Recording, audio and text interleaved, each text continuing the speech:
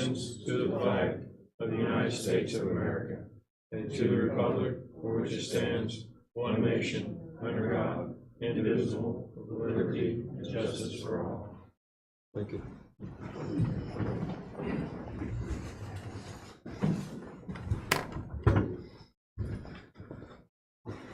Roll call, Britt Luther.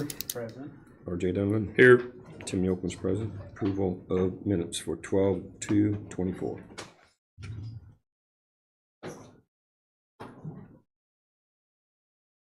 Motion to approve minutes for 12/2. Second the motion. Discussion. All in favor? Aye. Aye. Those were corrected, right? Approval, motion to approve claims for 12/20. Second the motion. Any discussion? All in favor? Aye. Aye. Motion. Go ahead.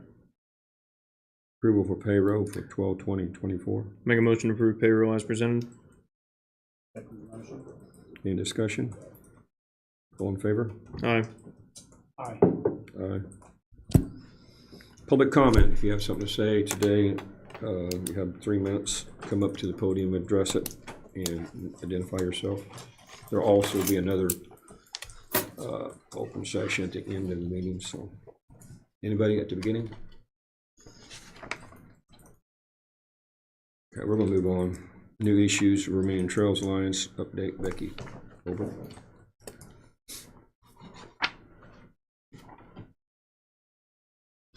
Thanks for having us, and Merry Christmas to everybody. Merry Christmas. The Trails Alliance, we're just moving straight ahead, and the BNO we're making progress, and Les will update us on that.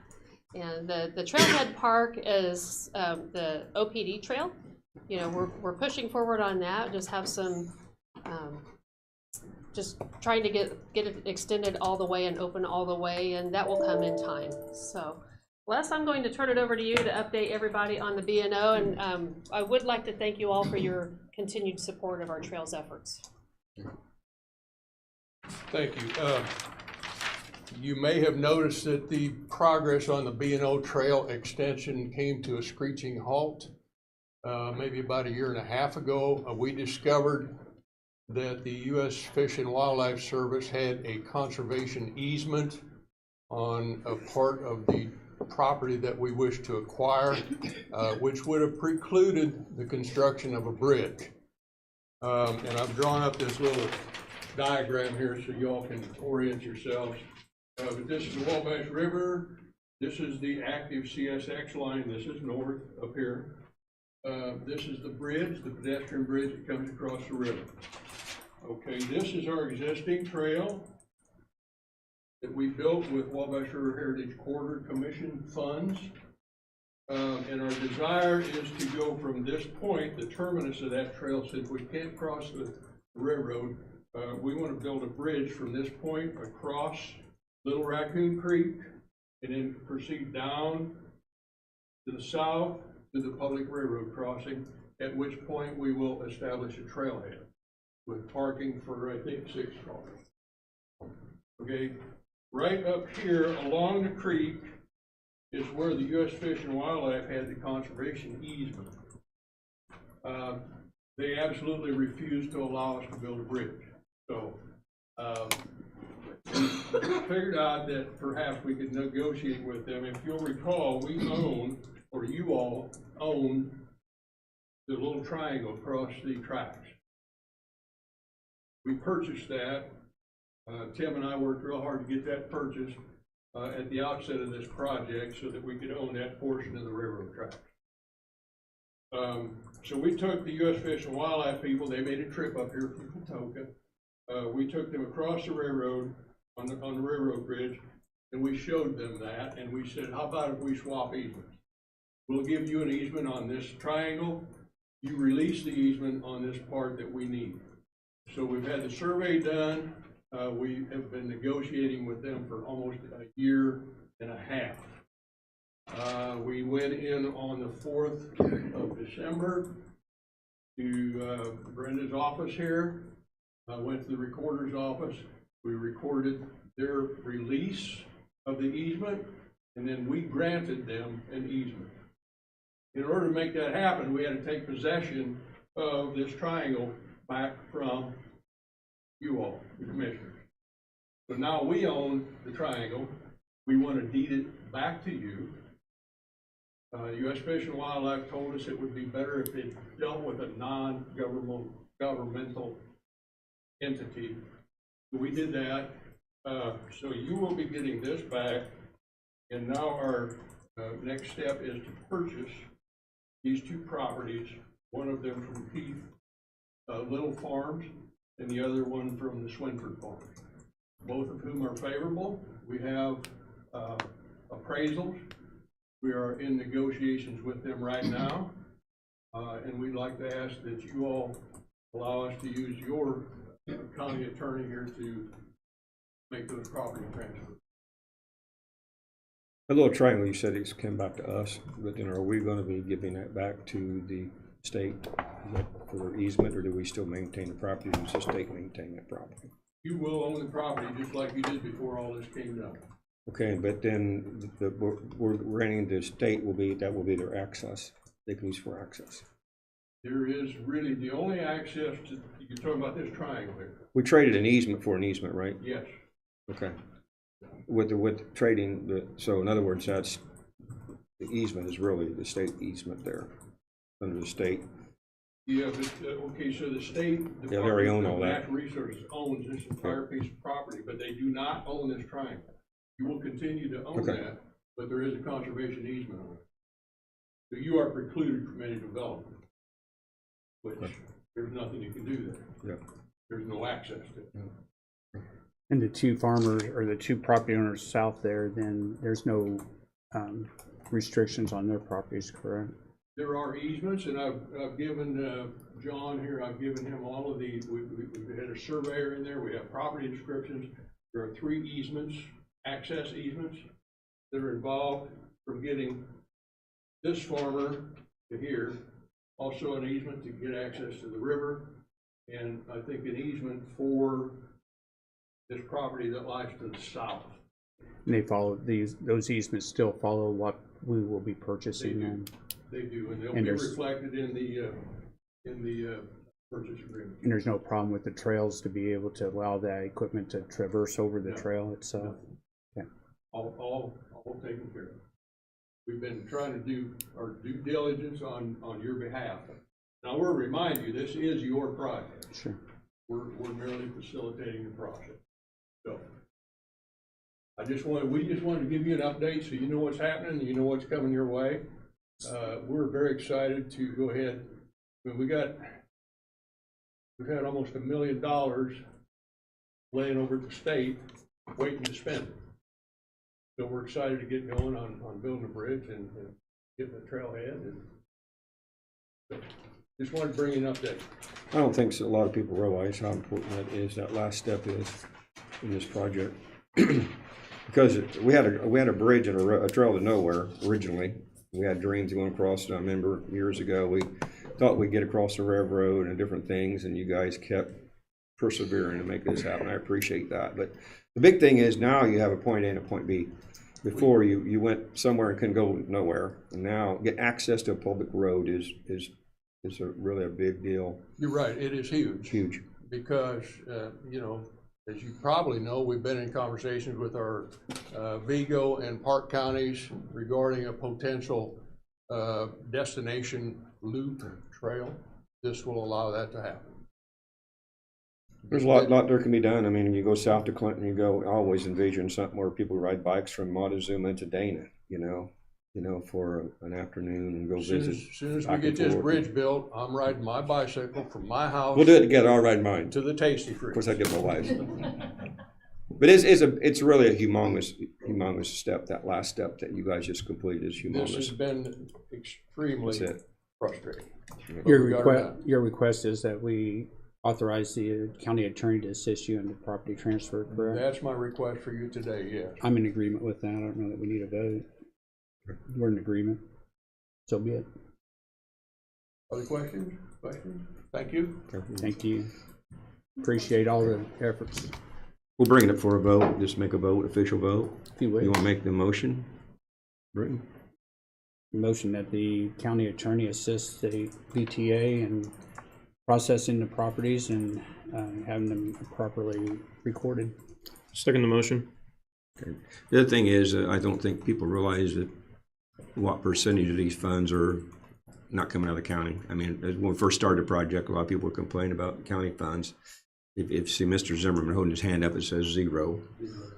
So it's really unique when a group of people can go and do all this work and even get the financing to do it. And that's a big event. And it's all go back to the Vermilion Trails Association. They've been an organization for quite a few years. And if you look, they got a lot of good people on that board and to make good decisions, and I think they've done a wonderful job. To take on a project and go from A to B, and what they've done is commendable, so I want to say thank you all for what you've done.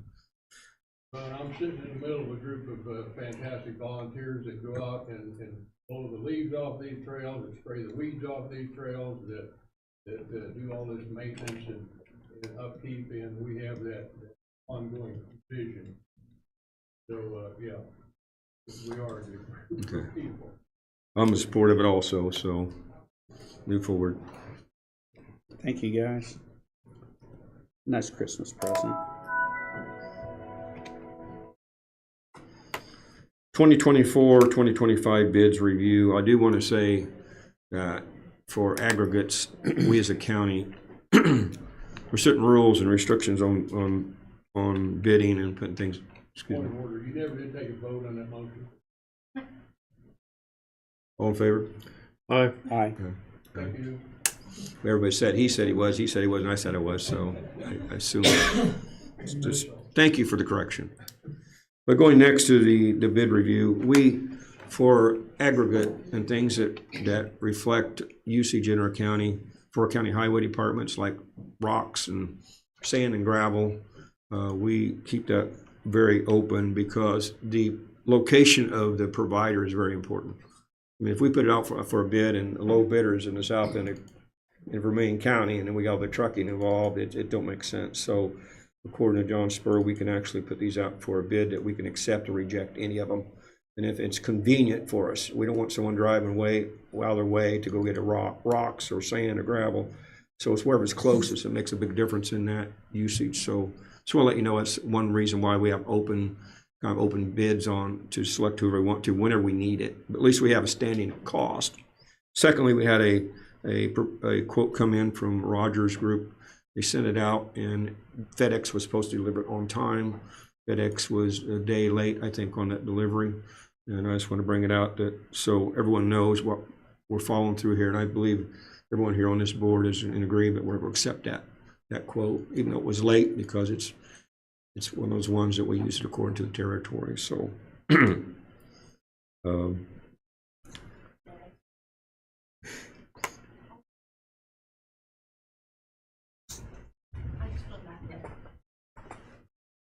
want to open them up and read them and give them written? Okay. No, you guys go ahead. I need to pull up some stuff here.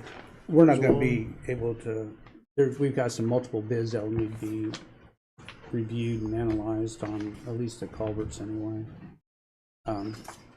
So I suggest that we open and announce them, and then we'll have to ask the auditor to put them on a schedule, and then we'll need to come back and approve them at a later date.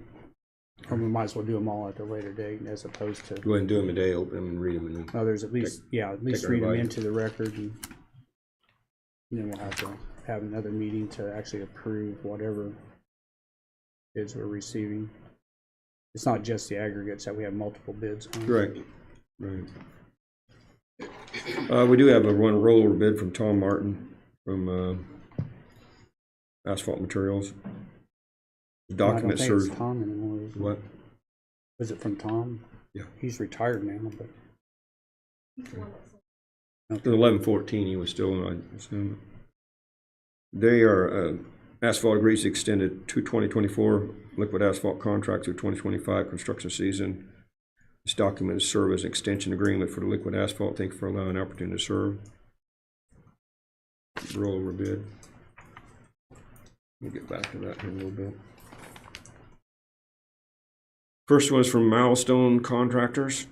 Bergen County Commissioner 2025 annual asphalt bid.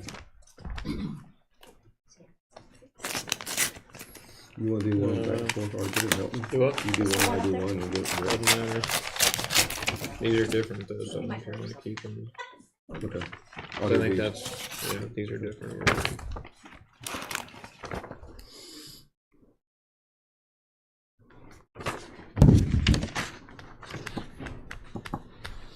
Do we need to read all this through, Britton, today, or? No, if you put the, you can read them by title and take them, and we'll be taking them under, I assume we'll take them under advisement then at that point. Just check that they have all their information here. I think there's this form 95 or 96, something like that. That should be at the end. It should be signed and should be dated, and then that they were received and or that we were making exception for the county good. If So all we're there gonna is- do is just receive and take them under advisement today, right? Everybody? Correct. Okay. We received one from Milestone Contractors. Everything seems to be there. Received one for Rogers Group.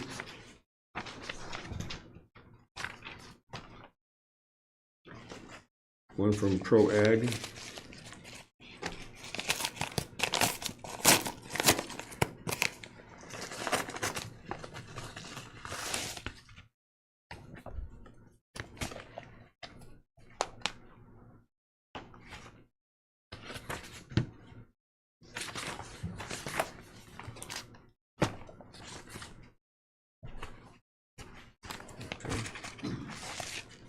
Received on time. Schneiser Excavating.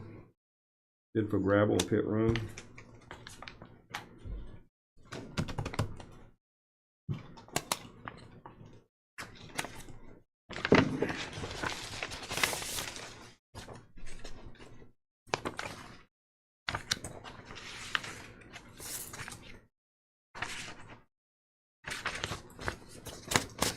Received on time. One from Lincoln Park Stone. Lincoln Park Stone is part of, what's the name of the construction company South End? Dennis Trucking, in it. I think Dennis is on it.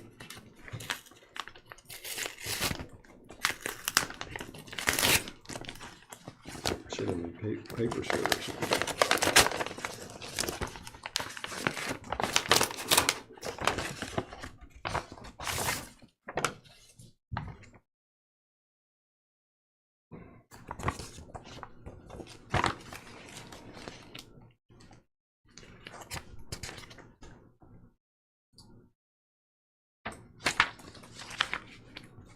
Accepted on time. Sneers from S&G Excavating. Received in 12/5. Bid for aggregate.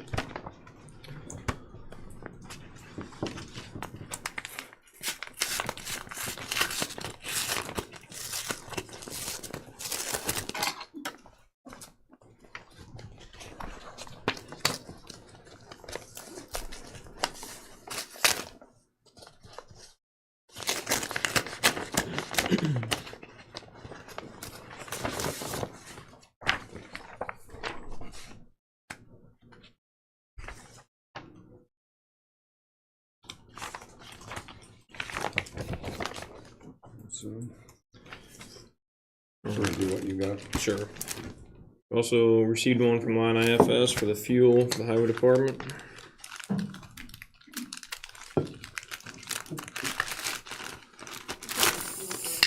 Oh, is it for everybody? Okay. Oh, it says highway, so I didn't.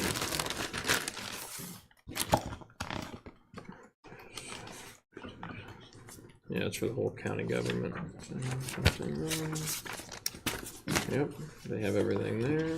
So there's that one for Line IFS. And their envelope. And we have one from Advanced Drainage Systems for the Culver bid.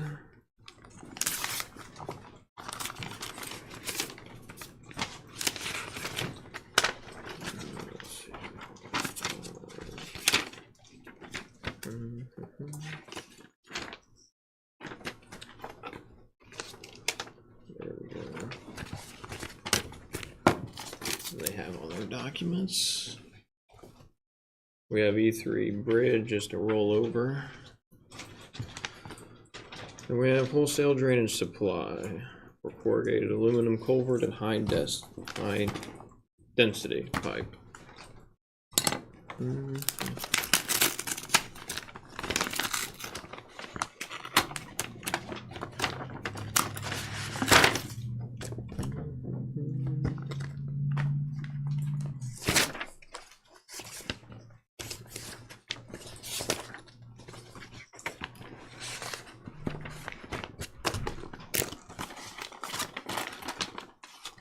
They have all theirs. And then last but not least, Metal Culverts Incorporated. Alrighty.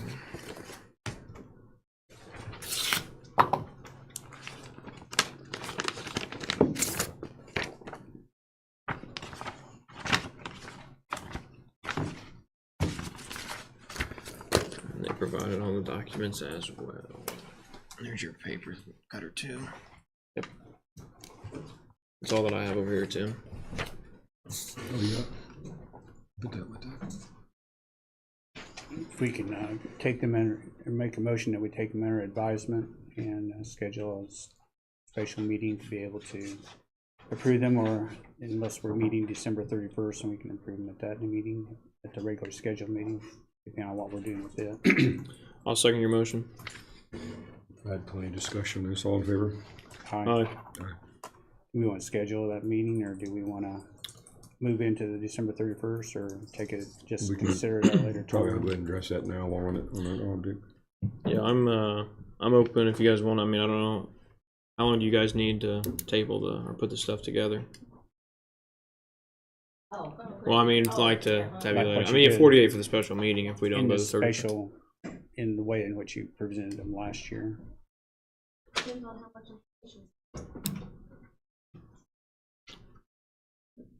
If we could, I would like to. My opinion would be just move the 31st meeting to a special meeting and then address any things that we need to at that meeting. That way, we don't have to. Any particular date? Whatever works for you guys. I'm pretty open. Without checking my calendar, I'm pretty open. I mean, we could do what is today, Tuesday? If you guys want to do this week, I mean, Next week is Christmas week, right? that's what I mean. That would either be this week or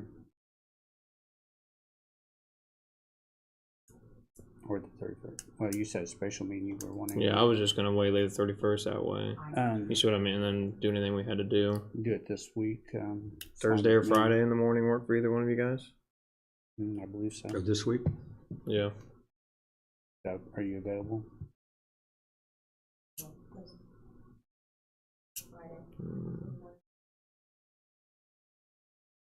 We got something going to the courthouse at noon. And then I read it Thursday. I've got some things going on Friday afternoon. What about Thursday afternoon? Thursday afternoon, I think, worked best for me. Are you sure you can get it together? Thursday afternoon. What I time? can work, Kylie. What would work best for you, RJ? Would 2 o'clock work for you Thursday afternoon? Thursday at 2. Yeah. If you'll post that. Thursday. The day before Trying to think too. Is that under the understanding that we're waylaying the 31st meeting then, or is that? No, it is? Well, we can make that decision 48 hours before that we're going to cancel it if we, by chance, there's no reason to cancel it right now, is there? Well, I just didn't know if you guys want to move Okay. any of the 31st Well, I stuff would- to the. I would probably waylay that if we can take care of everything at our special meeting. That's But what at a I'm- special meeting, we have to define what we're doing, though. That's what I didn't know. If I mean, is That's there anything unfortunate. pressing on the? If we know of anything else that needs to be taken care of. Let's just leave the 31st meeting on, and then we can cancel it once we decide that if we have nothing pressing for this year to be able to do. It's a suggestion. We can cancel it a few days, or 48 hours, well, actually, we can cancel it all the way up to the time, I guess, but. So we're saying on the 26th. Is it No, Thursday? 19th, Okay, this 19th. Thursday. At 2 o'clock. Well, how are you gonna do that? We have to have a notice out today if it's gonna be a special Yeah, meeting. I do, and I'm telling Aaron. It's 48 right now. hours. All I gotta Yeah, do, that's, I gotta have it up on the board. so it's gonna be a special meeting or not? Special meeting for this, yes. And that may be, if we know of anything else, we'll need to declare what that is for a special meeting. We can't But we have to discuss have that other on things. that description with that special meeting today of what we're gonna be dealing with on Thursday, right? So we can't add anything to it once we put it out. Well, you can amend the agenda. You can Okay. amend the, Okay. yeah, you can amend the agenda. Not for a special meeting, can we, That John? don't sound right, you, You're supposed to announce the purpose of the special meeting. Yeah. And now, I think if the amendment to the agenda was within the previously announced purpose, yes. You called a special meeting to discuss issue A, and then at the last Yeah. minute change the agenda I don't to agree a with totally that. different issue, then that might have been a credit problem. I don't agree with Push this in your cupboard. Right? Well, I mean, what do you just call it? I mean, it's a special commissioners meeting in the agenda. I mean, Yeah, well, I mean, you're doing it to review the bids, right? well, it's one thing, but I mean, potentially if we decide not to have the 31st meeting, you could move that stuff, because Brenda won't be here the 31st. I don't know if Kyle, I mean, you will be? Is it appropriate to say that we're gonna move the 31st meeting to the 19th? Yeah, you can do that. Why don't we just do that then? That's fine with me. that. I agree. Then if we need another meeting, there'll have to be a special meeting for that, There you go. whatever that might be. But if someone has something to say, they need to be put on the agenda. There we go. So we're gonna have, move the regular meeting. I'm saying the regular meeting coming up, we'll move the regular meeting to X date, then if someone wants to bring something up, I'd appreciate they put it on the agenda.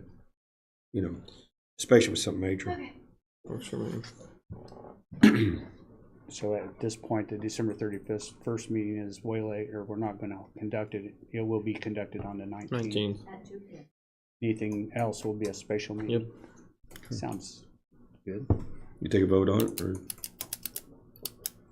I'm in favor. We Okay, can just be in we're in favor. favor. We don't have to vote on everything like that. Okay, moving on. You are so notified. One thing I want to say to Vermillion Trails Association and with our insurance man today, the requirement for insurance on that project, I'm very concerned about the liability amounts. Because number one thing is the location of that project. That location is right next to a railroad track that runs north and south across the United States, north and south. It's a very heavily traveled commercial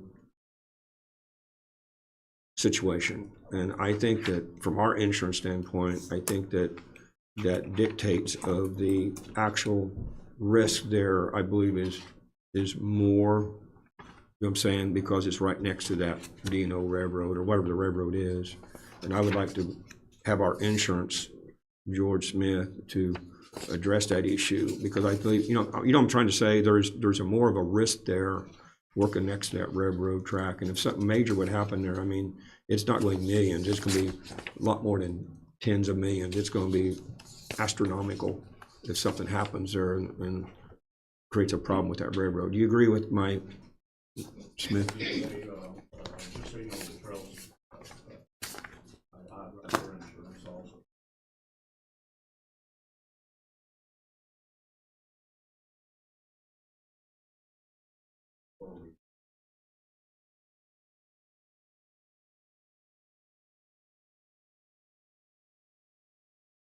There is a requirement, I think, to the, I forget which federal government that is, it's transportation, but if you're operating within 50 feet of a rail, they're required to have railroad insurance anyway for construction apparatus, or if you can potentially foul the railroad, there's a requirement there as well.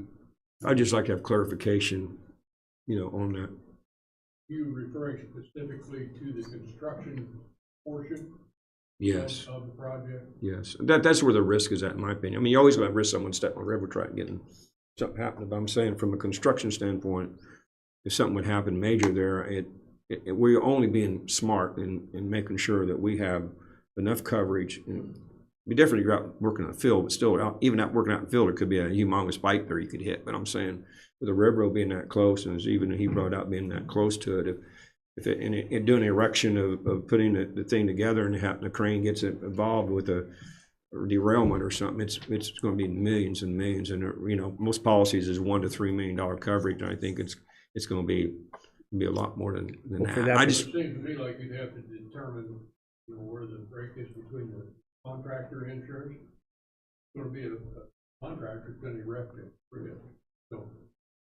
What it is that we make a requirement of the contractor to cover railroad insurance.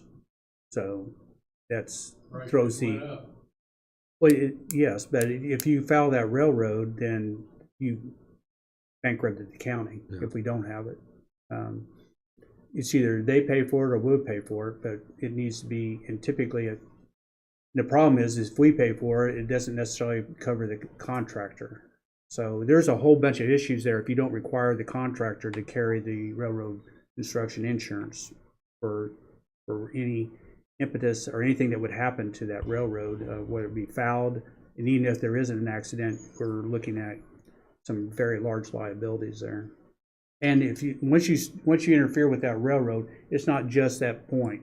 You now affected the whole network of that railroad, of changing a whole bunch of things that happen there, of having reroute, and so you're looking at some very, very large expenses here working anywhere near that railroad if we don't require that of the contractors. we just want to make sure the county's covered, and I think you all agree with that. Due diligence, Yeah. and that's a question we need to take into consideration before we have equipment. Yeah. Just be I part think of, somebody said something about 50 feet, that the actual bridge will be more than 50 feet from the railroad. It's a matter of whether you can foul the railroad. If we interfere with that railroad operation, we have an issue. So yeah. That's why we're asking George to look at that and to make sure that the county is adequately covered in case of something happening. I think it's, So I think it would be then prudent for us to consult with yes. you directly in this process. And that's the only reason why I brought it up, because it's a different situation in normal construction. You're sitting beside a humongous part of commerce. If something happens, it's not just here, it affects the whole United States, really. And so it'd be major. So if you guys can work that out and let us know, we'd appreciate that. Next, we have, so you all work that out and send a report back to the commissioners. We get covered, right? Okay. Next, we have some good news. I believe we have Lana on the phone, or you here today? Can we hear you? See if she's on there. Okay, can you turn the volume up a little bit?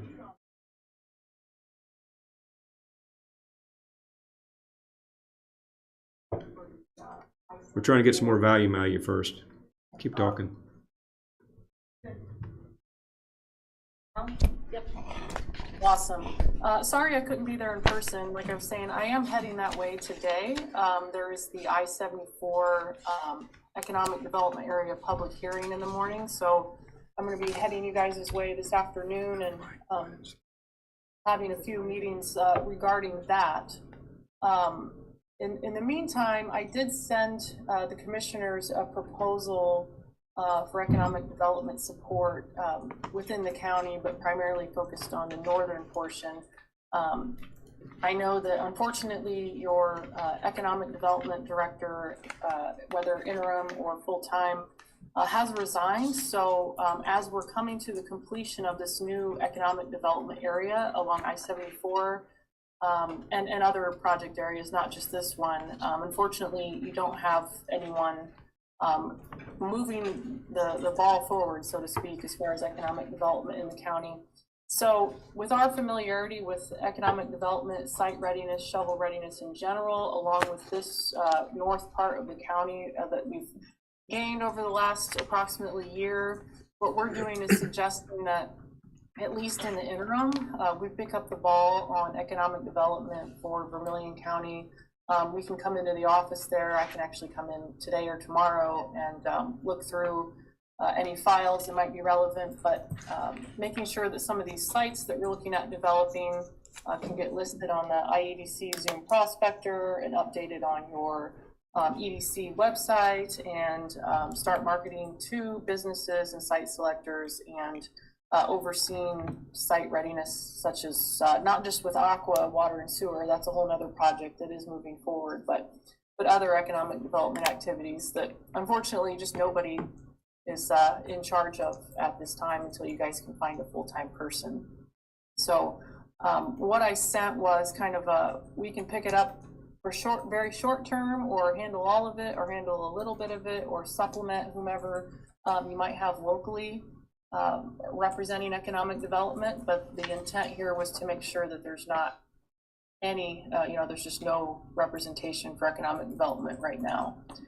I spoke briefly with RJ about it, not much, and a little bit with Tim. I haven't talked to Britton. I know Britton's in the room, but also no longer going to be a commissioner in 2025. So I don't know what his interest is in or opinion is of this, but there was no, ill intent not talking to Britton about on his way out. So I wanted to join today and make sure that I could answer any questions or clarify anything if you guys had any questions on, or just listen in and move on.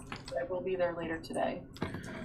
So Lana, it's my understanding, say the commissioners in 2025, second week of January, fill this economic development position and staff the office the way it should be. The minimum of this contract, say your company works for 2 weeks for this economic development contract, it's $24,000 if we end up filling that position in 2 weeks. Is that accurate? That's not, no. The minimum would be $24,000 per year, cancelable on a monthly basis. So Okay. the absolute minimum there would be $2,000 just for support. Okay. And I think that if you do fill the position as you envision it, RJ, this could segue into a T&M kind of roll-off where we hand over the information that we have and support, and then kind of make our way out of that picture, or any other version of that.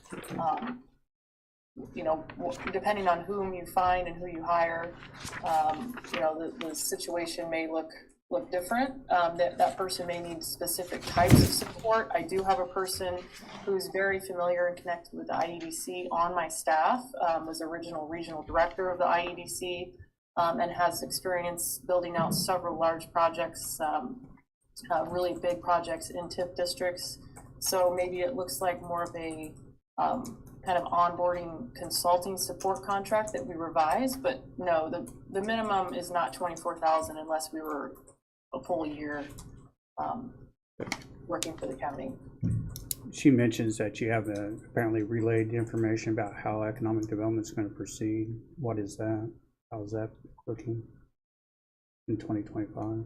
I guess I don't know. Say it again. She mentioned that you had an idea of how economic development would continue in 2025. Oh, I was just saying if the county, as a board of commissioners, fill that position in 2 weeks, a week, a month, because some of this stuff here, I mean, yeah, as a consulting thing I could see, but some of this stuff, it would take more than a month to do. So if you're going to go full-fledged into this, then you're probably not going to look at a director. So some of this stuff I could see having a short-term, making sure balls don't get dropped, but some of this stuff in here is, well, as Lana said, she can either take over economic development, she can be an assisting person, and until the commissioners say this is, the route we're going, I think that's prudent to see which way you're going in 2025. The council ever make a decision on what they were doing funding wise with anything, or any? Craig Scott was supposed to. Scott Craig was supposed to work on or to review economic development. There was an idea presented to them. Did they ever act upon any of that or listen to? The budget, I think, was there's still Budget's still the director's salary is still there, the secretary's salary is still there. Yeah, JD or RGL. I Is mean, that still I don't know if funded? I didn't dig into that much. I know the director and the assistant are still there. If RJL's not in there, there's an action that would have to be taken before the first of the year if that's the case. A notice, in fact, I'm not sure we have sufficient sign-on notice if that's not in there in the budget. I Is think it a 30-day or 60-day? The budget, I don't know. Okay, that's what I Oh, meant yeah. in the budget. Yes, the budget is similar to this year. But the contract's a 2-year budget unless we terminate. Yeah. Or it has another year past March, I the believe. thing is, to get this. This is more information we have as an option. It's not going to be, we won't make a decision today anyway, regardless. This is stuff presented so you all can see as an option. If need be, that could be a route. No one's making a decision today. It's just bringing up Well, more that's what stuff. she's asking for. I wouldn't. Well, she's asking for us to sign this. I- Lana, how much work is going to be going on between now and the first of the year, for that matter? Well, quite a bit, actually. I've got follow-up meetings with REMC that Amanda Huber's not doing, meeting with Mike Marin from Vermillion Advantage about potential collaborations as far as utility needs and a vision between that west side of the I-74 corridor and what they have going on in Illinois. But you could also say that this would start, January 1. That would be fine as well. And to everybody's concern, our intent here is to make sure that we can keep things moving for Vermillion County without any gap in that service, understanding that you do have a budget that you are not using right now because you do not have a director. And to RJ's point, you may hire somebody in 2 weeks, but we have a minimum and a maximum on this, assuming that there's going to be activity that's required at a minimum to upload data as we develop these sites. But it also allows for us to take it on full time, meaning there's a lot of activity. We're coming over there a lot and doing things to make sure that you're covered one way or the other. But if you do hire somebody, you have time to think about it and really find the right person, and then we can help onboard that person as part of this contract, and then maybe look at a different version of it or not at all. But it would be nice to kind of get this moving and have it in place, for the end of the year and going into 2025. The current contract that we have with your firm, does it expire now, or has it expired, or? Yes, that was completion based. So that's based on the public hearing that's tomorrow morning, which is why I'm coming over your way today. That plan is complete. The confirmatory resolution and public hearing are being completed tomorrow, which will make the new economic development area there finalized. We do not have any kind of elements in that contract for ongoing economic development support. It was just the establishment of the new EDA. I think it's important that we continue with continuity of the program. The next commissioners meeting, not counting Thursdays anyway, is not until the 14th of January. Will this be so this would be a disruption to this program for I-74 if we did not at least continue this through for at least a month anyway, correct? Is that what I hear you saying? That is true. However, it will not stop the economic development area from being finalized and official, which will happen here this month and be completed by the end of the year. But the next steps are site readiness and the marketing of that area and others. This proposal is not isolated to the I-74 corridor, but of course that's what I'm most intimately familiar with. So that's where we would start, and that's where I wanted to make sure that there was continuity in moving to the next phase of marketing and selling that economic development area with or without a full-time economic development director. Have you interfaced with the Area Plan Commission on the UDO as to the possibility of any of those areas being zoned appropriately? Not the entire area, but at least the areas of interest, short-term interest anyway? Yeah, there has been some preliminary conversations, and the parcels that we're targeting to be development sites, there has not been any perceived issue with zoning because everybody agrees with the idea there. The main issues we've seen have been mitigating concerns around drainage, which we're working on. The area plan indicated, though, that they weren't going to change that map from basically what it's currently, how it's currently being used, which means that we've got residential and probably some high business areas. That's why I was talking about basically along the state line and up there across 63 and 163. Have you had that discussion with the UD or with the area plan? Not that specific discussion yet. We've shared the proposed economic development plan, which is at this point final, with all of the stakeholders, including area plan, and they've been approved. The plan has been approved by, of course, you guys, the commissioners, and area plan.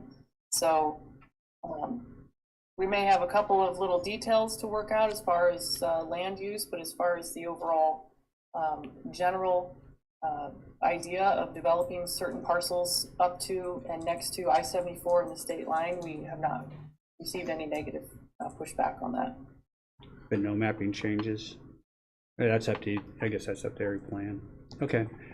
With the time element here, I would like to see this happen. And then at the beginning of the year, if the new commissioners want to change and go back to the other, they're free to do it. But I think interim, in this situation, I think a moving I-74 corridor project forward, we probably need to address this. You signed our MSA, and that gives us the opportunity to continue this or not as a task order. So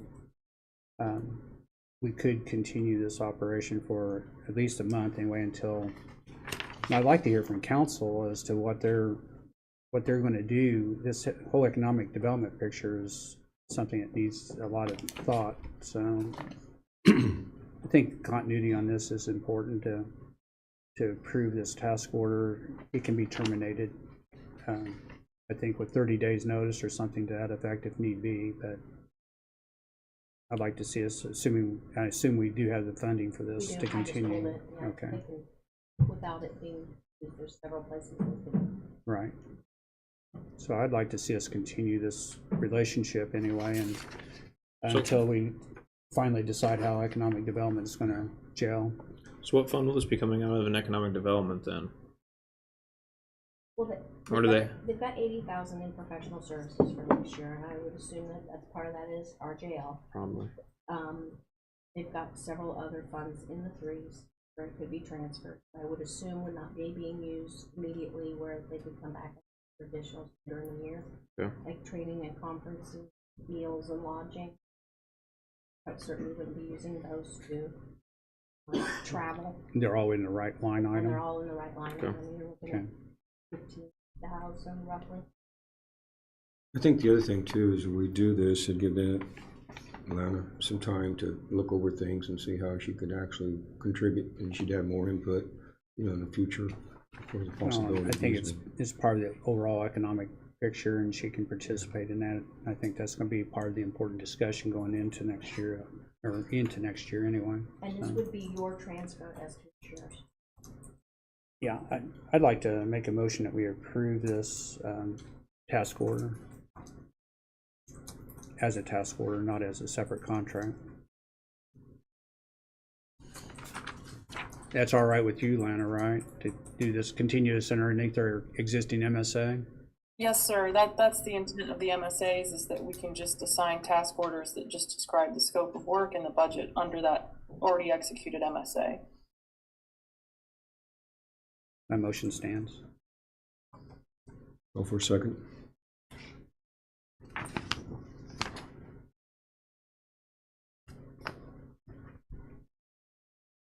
Well, let's move on if there's no second.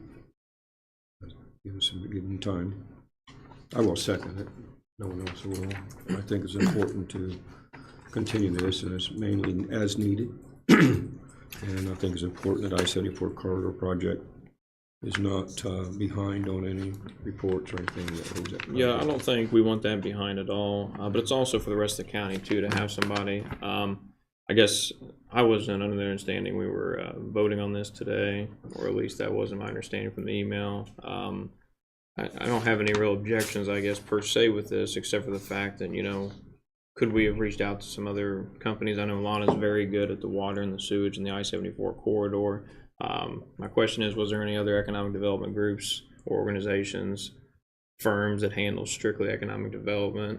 I understand she has a branch and she does this, but I would have much rather maybe looked at a couple before we just voted on this today, but that's fine. Right. Well, it's temporary regardless, and I think we're just bridging the gap. She's heavily involved in what's going on there, and I think the contact. We're not asking her to do economic development for the county, it's just in the I-74 corridor. What I mean, needs to be we done. could task her with other things, but Lana, is that correct? Because I'm primarily familiar with the I-74 corridor, but to RJ's point, we do economic development, general tasks, in other areas, and I was implying that we would help pick up the ball, anything that's needed for countywide. And my intent was to, peruse through those items, when I'm in town over the next couple of days. I think right now it's just I-74 is making sure we maintain continuity until the county decides what type of economic development picture we're going to have. I don't believe that we're going to stop this until there's been more or until the county decides on how we're going to do this. Quite frankly, I want to see this go to privatize, either public-private corporation or private corporation, and the county participate with that as opposed to actually having economic development. The county's not been successful in doing this for decades. I guess I'll clarify that we're gonna primarily focus on the I-74 corridor, but if somebody needs help with something that isn't related to that, we're not gonna say that's outside of our scope, we're not gonna help with that. Yeah, and I agree with that, and just that a commissioner should be consulted before you would step outside the I-74 corridor, though. I believe that I agree that there's things coming up with economic development besides I-74 project that needs to be taken care of. And so to restrict that, I don't think that I'd rather have her, right now, clarify with you, John, since she resigned, is that, as in past with the building inspector, that position came the responsibility of the commissioners, and it was president commissioner automatically assumed that, or someone from that assumed that role? Typically, they would do that as an interim thing, to check the email while we locate. Well, that's what we did. I haven't been able to get to access yet, but the temporary thing was the paperwork came to our auditor and they named me as the one to take care of for right now, because someone's got to be able to answer questions. Cover the interim gap in service. So is that okay that process works that way? Is that the proper way to do it, or do we need to address it? That's what would normally be done, yeah. Okay. So I, from my standpoint, I would like to see her oversee economic development during that time also. Someone has to, right? And there's things come up right now with economic development, they're calling us, want no answers and things, and to say that we ain't not gonna respond is not proper.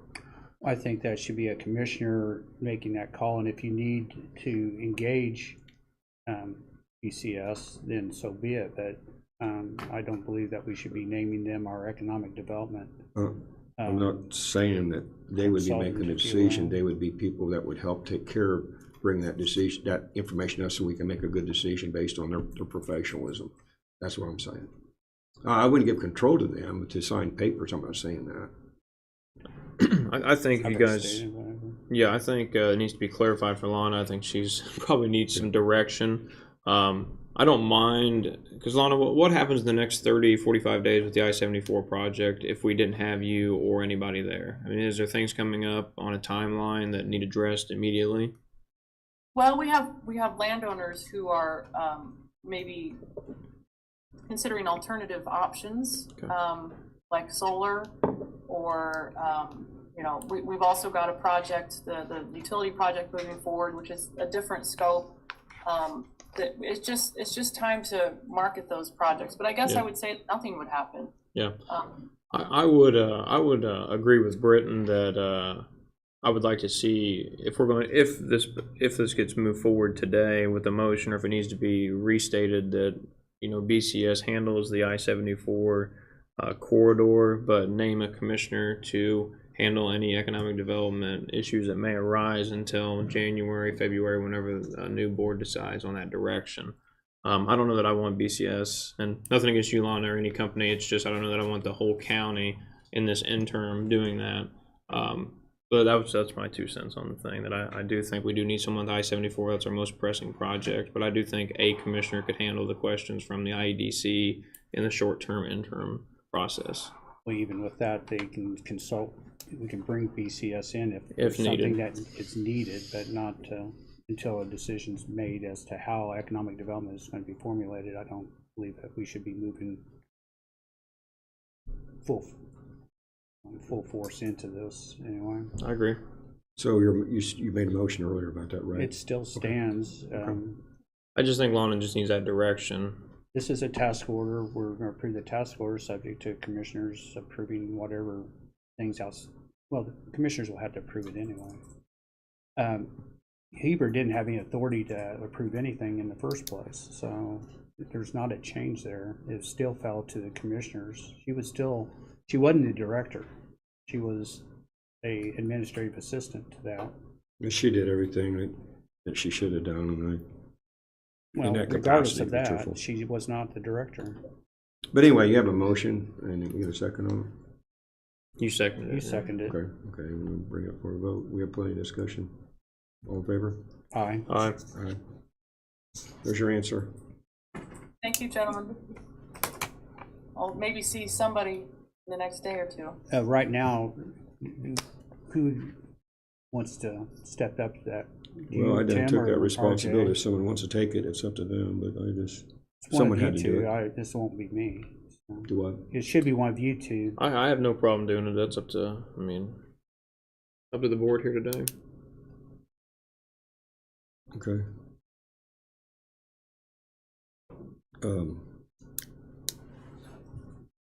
We'll make a decision. Who's gonna do it?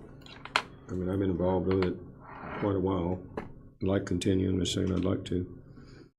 Well, So then I'll continue. put my name in the hat. So RJ will put your name in the hat, or if you want to, or It's whatever a you want to do. majority. If you want to do it, Tim, that's fine.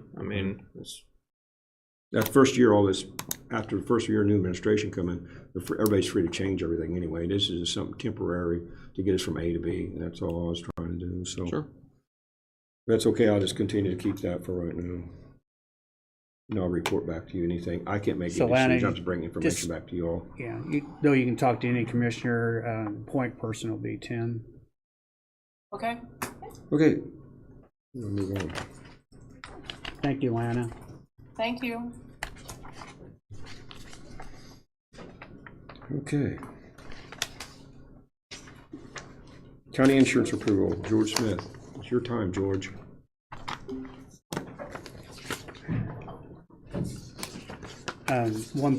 So before you start, point of order is that John needs to leave at 11 o'clock.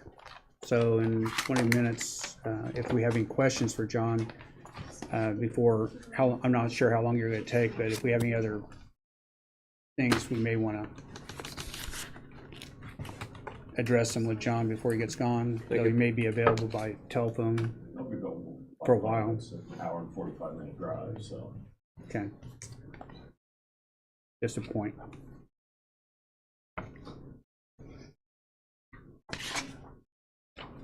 Okay. George Smith, MJS Insurance, coming in to talk about the county's renewal for workers' compensation, cyber insurance, and also general liability, buildings, autos, items like that.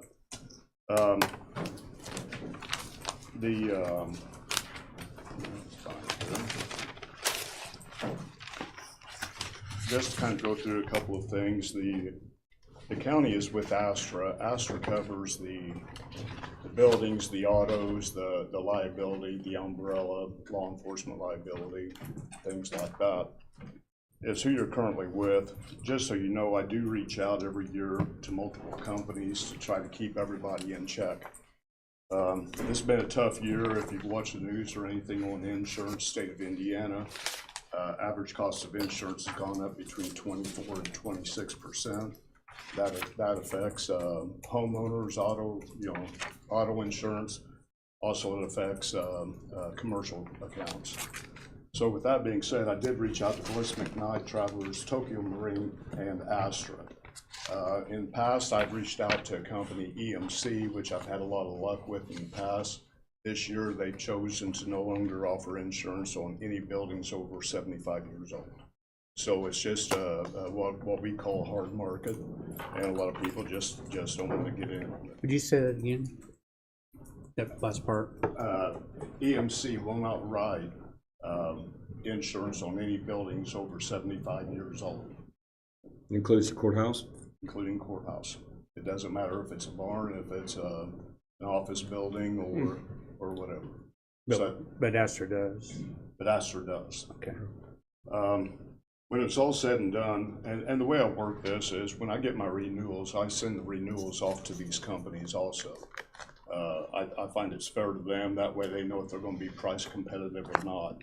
With that being said, Tokyo Marina Travelers failed to give me a quote because they said they would not be competitive, okay? Bliss McKnight was in the running right up until the last week. There was some coverage lapses we would have had to discuss, but last moment they pulled out because Chubb, who underwrites the property insurance for Bliss McKnight in the zip code area, this stretch we've had the storms. They did not want to insure the property. So, with that being said, Astor was the one that I had, the one that you've been with. And just know that, like I said, Travelers Tokyo Marine and EMC were non-players. They wouldn't quote it. Things that drive the price, obviously, find the notes here, guys, I apologize. With Astra, you've got the buildings, you've got the liability, and you have claims. This year we did increase, we call it an inflationary index. Inflationary index is the cost of a fender this year versus the cost of a fender last year. 2x4s, roofing, the cost of building materials. So the inflationary index comes into play on what we call replacement cost on your buildings.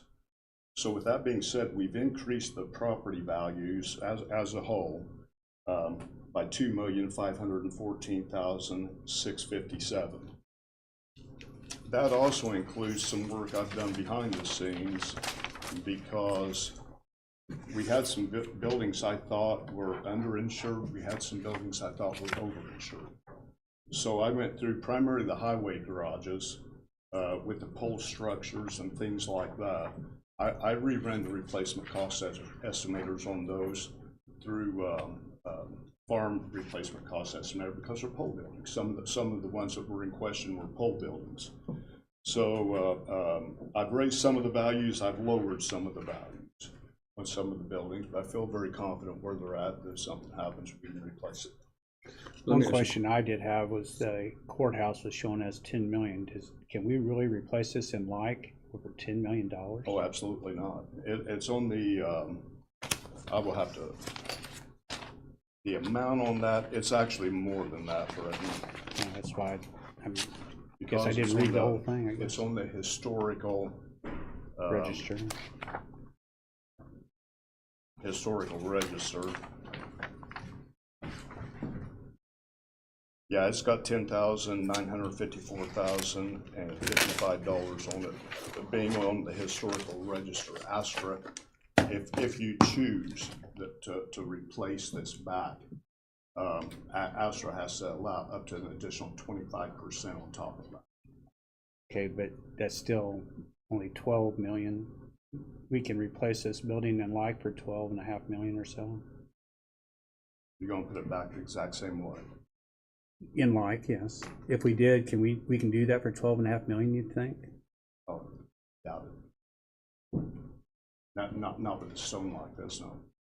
That's what I thought. So, Okay. so that's something to be addressed there. Some of my other municipalities, one of the things they do, especially on the courthouses, that they'll have a third party come out and do evaluation, third party appraisal. Is there anything that we can do that would increase our replacement value and keep our insurance at the same rate, i.e. add sprinklers to the system, or anything that can be done that would balance out the equation, if you will? Yeah, over the increase. Yeah. In other words, keep our money still the same, but make an investment that would, in the long term, keep our rates at where they're at and replace the building. The return on investment for sprinkler systems and items like that, To be honest, no, it's not gonna reduce. So the just a count, suggestion, but anything, no. Yeah, I'm fishing. I understand. It's, on this, I know I just talking about, 24 to 26% rate increases, and whenever I've talked to people all year and they said, what should we do? I said, give me 24%. In the budget, and everybody's excited to hear that. It's just a tough market. I've been doing this for a long time. I've never seen this in my life, what's going on in the insurance industry. But kind of the nice thing is with Astra and your cyber, it's a package, but I did break them out because I did want you to see the fact that the Astra premium did increase $75,708. But we throw the cyber on there. I was able to secure the cyber coverage this year for $6,256, whereas last year was $28,802. Same coverage. Same coverage. So we did cut that package, the Astra and the cyber is a package. We did cut that package by $22,545. What that means to you on that portion of the package was an overall increase of 18%. Not quite low enough to where what we is wanting, but in the light of things, still pretty fair renewal. About $90,000 total. It's items you can do, just so you know, your buildings, you have $2,500 deductibles on. Your automobiles, you have $500 deductible on comprehensive and collision. We can always look at raising those deductibles. It'd be nice to know. The other thing to always keep in mind is if we change it, for you to see any type of significant savings, we probably need to look at a $10,000 deductible. The thing I want to make sure that we make the math work, take one of your locations that's heavily populated. We have straight line winds or something come through and take every building out of there. You'd have a $10,000 deductible per building. No. And these are things things I can't make that decision for you, but is the county in a position to where one of the garages that have 5 buildings or something like that, you've got a $50,000 deductible there. Like to go to one location anyway. Britton, you ain't got time to make that decision. But just some things to kind of think about, and deductibles will save money. It's not going to save the kind of money we're looking for. From that viewpoint, we're not going to save $50,000 by going to a $10,000 deductible. I would say safely it might be a $10,000 to $12,000 savings. But then that puts a lot of exposure back on you if we have an incident at one location. One of the questions I have, since you're talking about, you said a pole barn building, we're looking at building a new county ambulance facility up north, and the question they had is, we got 2 quotes, one for a pole barn and one for a steel frame building. Does the insurance look at those at 2 different rates? And yes. Anything that's steel frame or concrete, it's what they call a non-flammable. So it does receive a more favorable rate than the others. considerable amount, or It's it's kind of like adding ADT at home. The ADT tells you get big savings, but you get $30 off your insurance. Okay. So, Good clarification. Thanks. So that's where we're at on the Astra and the cyber insurance. IPEP is who you're with for the workers' comp. And 2 line items I can't do anything about on this are the workers' comp or the cyber. It's I am where I'm at on that. Workers' comp, it's pretty easy. The more your payroll is, the higher work comp goes up. That's just the way it works. The other item is work comp uses what they call an experience modification factor. So to tell you, they use the number 1. So if your experience modification is 1, you're not receiving a discount, you're not receiving a surcharge. Anything below 1, you start getting discounts. Anything above a 1, you start getting surcharge. Like the experience ratio. That's it. Yep. And the county right now is at a 1.51. We've had some claims. So what that equates to, pretty ballpark math is, for each step over the 1 you are, is costing the county roughly $10,000. The overall surcharge was $48,000 and some change this year for the surcharge of your experience mod. And what that did was, when it was all said and done, and after the discounts you get for being with IPEP, the work comp increased $35,730. Overall package was below 24%. It was came in at 22.4% with IPEP, Astra, and the cyber.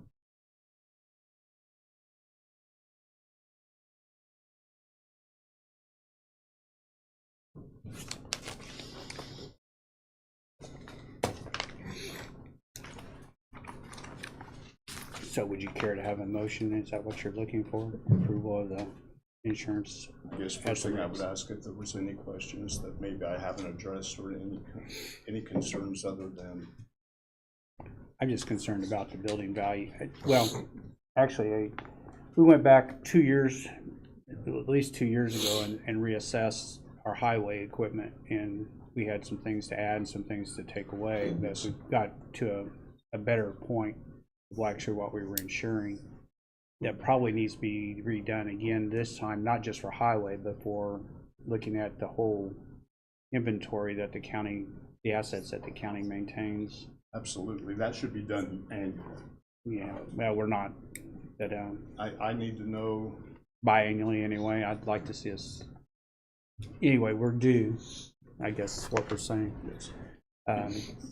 Well, and to answer that, Britton, the inland marine schedule, those values are going to change, because, you know, if you have a backhoe that we have valued at $150,000 2 years ago, maybe that backhoe's worth, you know, $135,000 now. That all affects your rates. So. Sure. But anyway, we have not gone back and looked at the depreciated values and so forth for at least 2 years, I know of, or I haven't done it anyway. Okay. So I think that's just a comment that going forward, we need to reassess what we have as well. Do you have all that information that, in case we would want, I would like to see, look at it maybe the first year, if you could send me all you have, could you send it to the email and send it to RJ and the commissioners and look at all the value and where you got that at? Yeah, we keep it in spreadsheet format. We keep all your vehicles. We keep all of your equipment. And then, of course, we have the buildings. And what I'll do on the courthouse is I will go ahead and get with Pierce Morgan, good grief. Pierce Overby is the risk control gentleman with Astra. We've been out here. The county's been great on that, by the way. They've met with risk control. He's given them ideas. We met the highway department not too long ago. Boom, next thing you know, we have first aid kits in each truck. You know, they come up with recommendations. So I'll get him out here because I'll have him look at the courthouse valuation. And the other thing I do want to do is, and I need some support on this from you guys, to be honest, because I want to make sure that we keep risk control involved. You know, sometimes people don't want to make time, but I think we need to. I think you know, we want to keep Astra involved with their risk control. They will help write policies, procedures. They will look over employment contracts. They will put recommendations in there. They will offer free training to minimize injuries or risks and things like this. And all this stuff just makes us look good. Yeah, and I don't think we've been utilizing those programs at all. Sort of. We have not utilized IPEP, which is the work comp, and I'm definitely going to get them involved. And once again, I hope you back me, because we can meet with the department heads, and they offer free training, even just as simple as working underground. you know, if you've got to go in a manhole, what to do, you know, how you need to do this. And it helps minimize injuries, and which in the long run would benefit the county, because if we get that experience of moving down, the insurance comes down. Sure. Workman's comp claims, I've only seen one of them, and that was indirect. I saw it. Who's making those decisions on workman's comp? Right now, everything's turned in, I believe, through Leanne. With IPEP, it's turned in directly to them, and all I get's a notification. Is there ever any challenges to whether that workman's comp's legitimate for the county or not?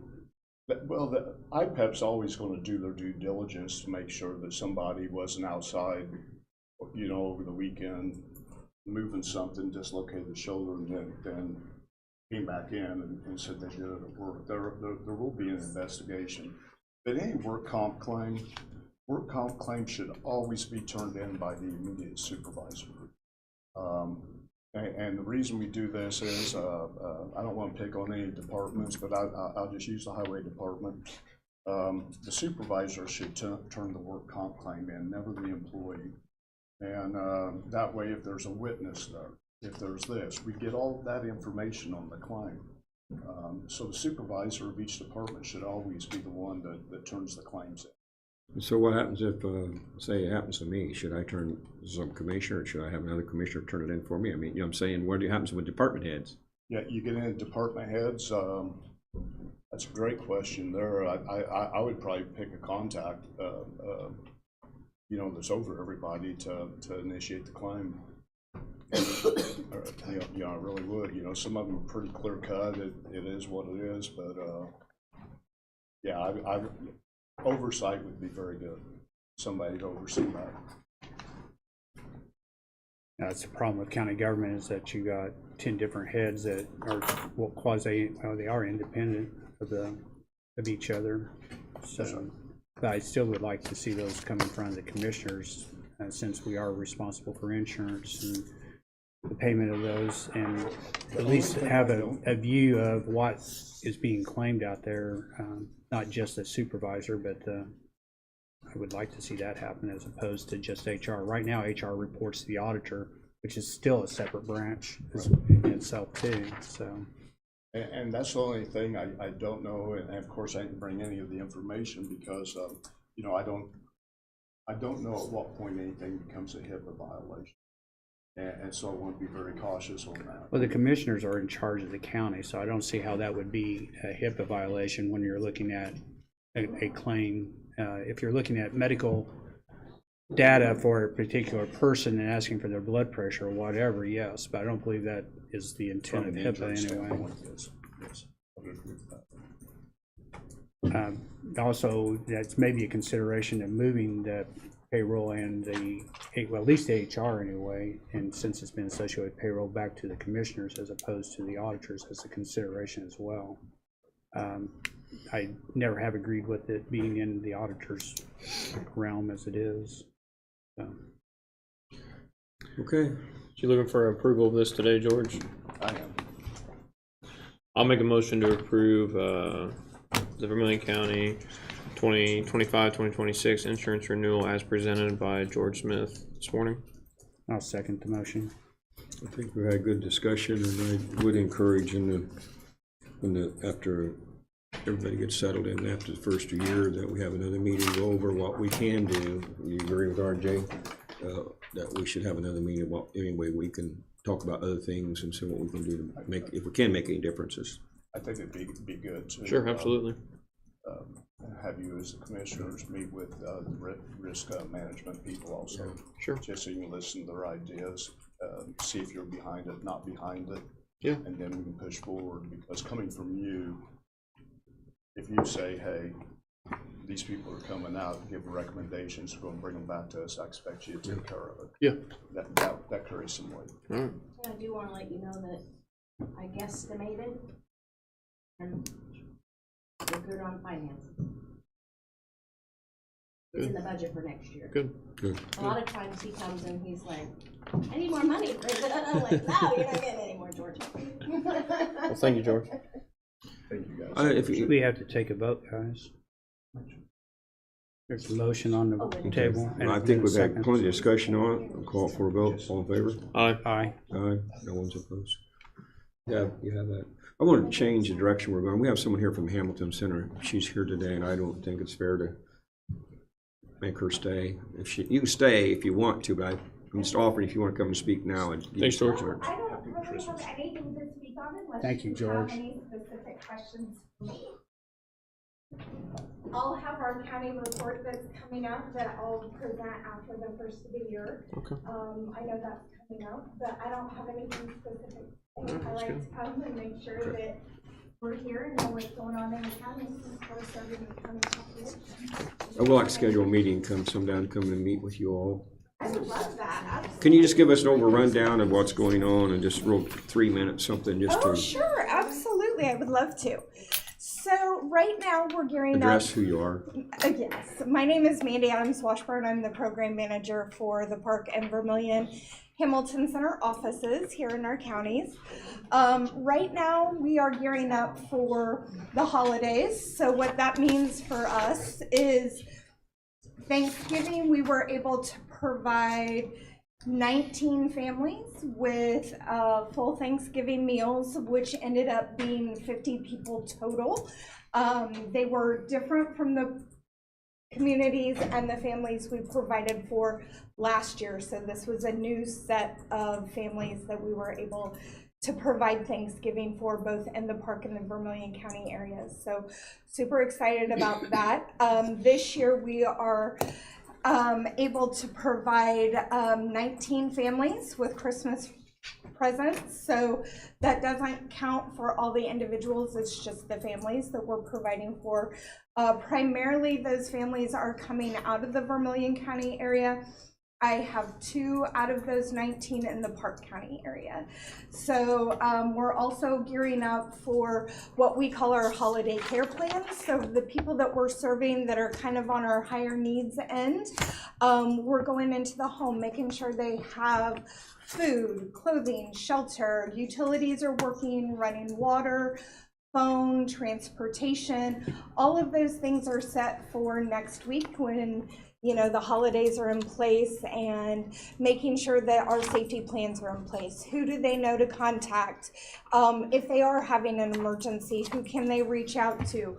We look at immediate support, so 911, 988, our crisis diversion center. But we're also looking at natural supports, right? So family supports, if there are any that they can identify, friends that they can identify, neighbors.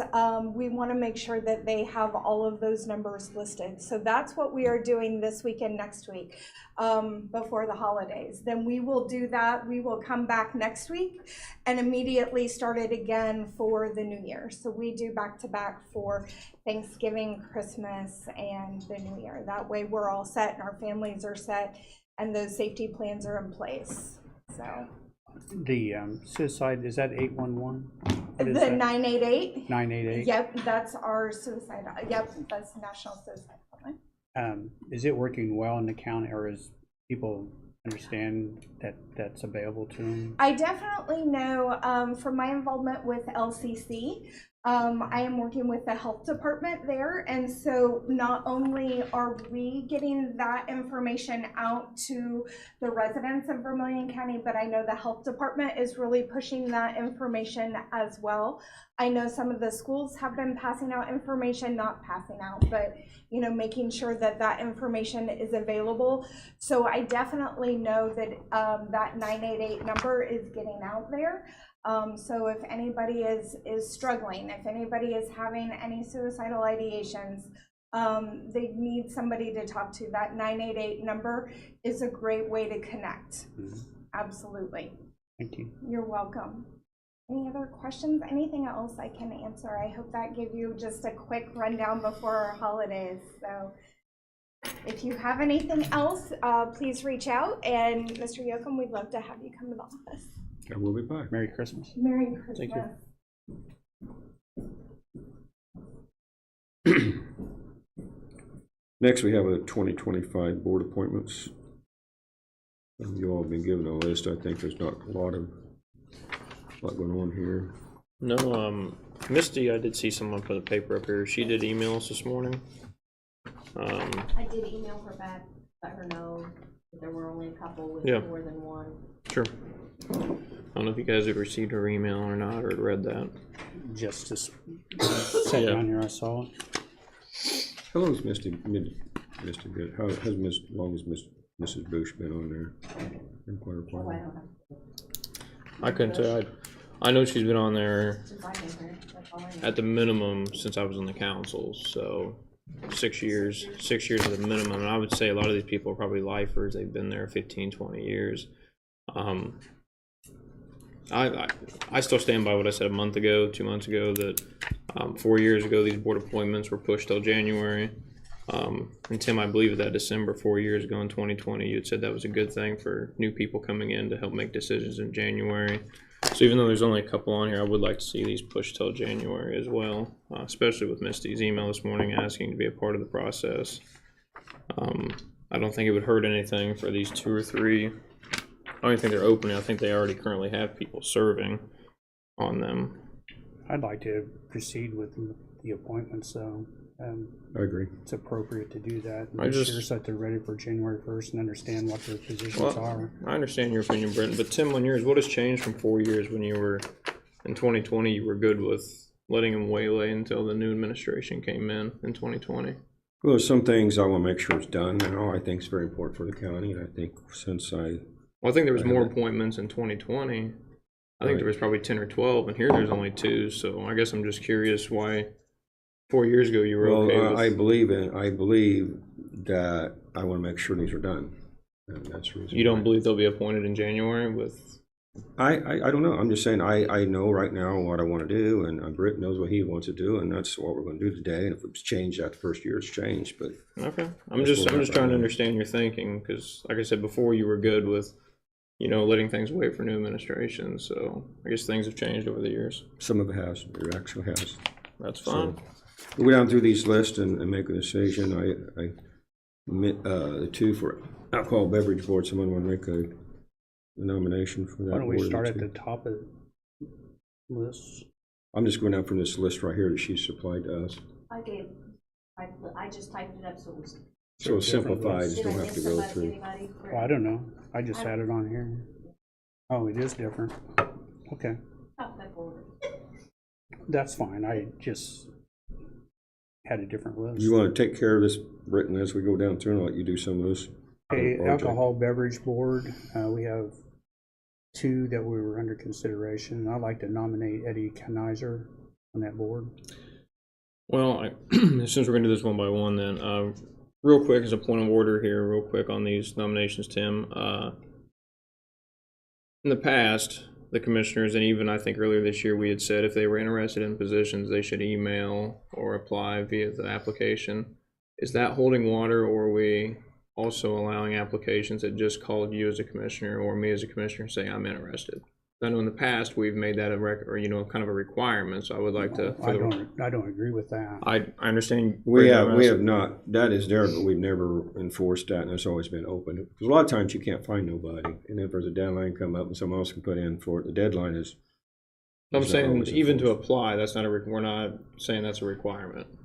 It isn't a No, I requirement. wouldn't It's say not that, 'cause statutory. It's sometime- not by ordinance. I'm not saying it's statutory, Britton. I'm saying from the Board of Commissioners in the past, that's what's been done, and I'm just asking for clarification today that that's not. We've made appointments for the last 4 years, and I've never agreed with that, and we never have done that. We've accepted nominations or people. What the application is provides us with a list of people who have an interest in this that we can consider, that we may have never considered, and that's what the purpose of that application is. It's not to restrict or say that if we have one application, that we have to select that person, regardless of whatever the position may be. I guess if you're nominating Eddie Kanizer, I'll nominate Mindy Bush, somebody that's put in several years of service. I hate to see we just replace someone just for the case of replacing them. I'm nothing against Mr. Kanizer. I'm sure he brings a different aspect to that board. But I also know Mindy Bush and other members of that board show up on time, diligently, never missed a meeting. So I'll nominate her for the Alcohol Beverage And Board. I can appreciate that. I don't, Mindy's, I don't know her personally, but I've not heard anything to the contrary either. So the reason why I mentioned Eddie Kenizer is that it's an opportunity to introduce someone who has been working in the commercial area and introduces a new person, a new face into a board that may become a little bit too automatic, and where we have the opportunity to also have someone to participate that's been a little bit different, than has never participated in the local government before. That's the reason why I mentioned Debbie. That's Mindy's just fine too. There's no issue there by any means. It's good we have choice. I mean, it's always important. And I think Mindy Bush, I've known her for years. She's always done a good job in everything she's done. And I would support her currently serving and continue to serve. So I think that's the answer to that one. Okay, so Mindy. It's an area plan. Joe L is currently serving. I mean, if you have any problem with those, you know, if there's no option there, then I think it's just, you wouldn't have a problem with Joe Ellis. Anybody be nominated, but he's currently serving. I don't have a problem with Joe remaining on it. So if we just go down through these, I think they'll just go down through. So area plan will stay the way it said. BZA, leave it like it is. I'm saying this. I'm not. You guys correct me if you want to interact. Drainage board, Brent Morgan, same as it is. Economic development, we have 3 that put in for Ron Donovan, Roxanne Scott, and Amanda Murphy. I believe that from my standpoint, Roxanne Scott, who's a banker, very educated, dealt with finances for years.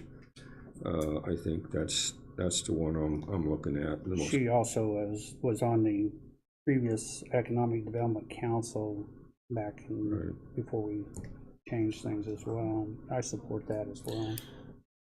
Well, I'll be outvoted on that, which is fine. But the Economic Development Commission, since the majority of the commissioners have changed economic development, since that has changed, the commission more or less has not done anything.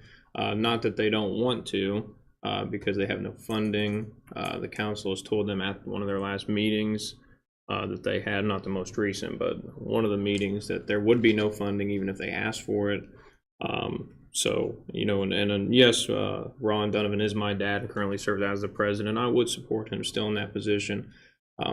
Economic development, I spoke to Buddy White the other day, and, you know, he was, I don't want to say, trying to think of the term I want to use here. Maybe upset that, you know, like small business loans was a big thing that was being done by the Economic Development Commission and even council when it was being done. And I don't know that a small business loan has been given out for a while. But yeah, I guess a lot of this can be addressed in January. But Did you you guys not want to, last time we did this, you saw a conflict of interest and you did not vote. You don't have that same conflict now? Well, you guys have already said you two are in agreement with Roxanne Scott, so I'm outvoted regardless. Well, not if you declare a conflict of interest, but you're participating though. You're endorsing. Do you have a your dad. conflict? Do you have a conflict or not? I don't believe there's a conflict in nominating my dad to continue to serve on that board. A lot of this has become political for a lot of things. Like I said, this board sat here over a year ago or a year and a half ago when economic development had presented with an agreement of the RISE to share a director. And there was a study done out at the RISE years ago that said Vermilion County would be better off if they shared a director. There was a paid study for that. And my dad and Joe Ellis and members of both boards had presented something, and more or less it was shot down because of who presented it, which would have saved the county a bunch of money. I don't recall any of that. Your take on that, I think, is in error. Well, I don't think it is. Let's Brett. get back to the I don't think it decision is. making. Here is where we need to be anyway. We'll just bring it up for a vote. I'm in support of Roxanne Scott, I am as well. and RJ's in support of Ron Donovan. Roxanne Scott is the nominee. Health Board, Judy Howard.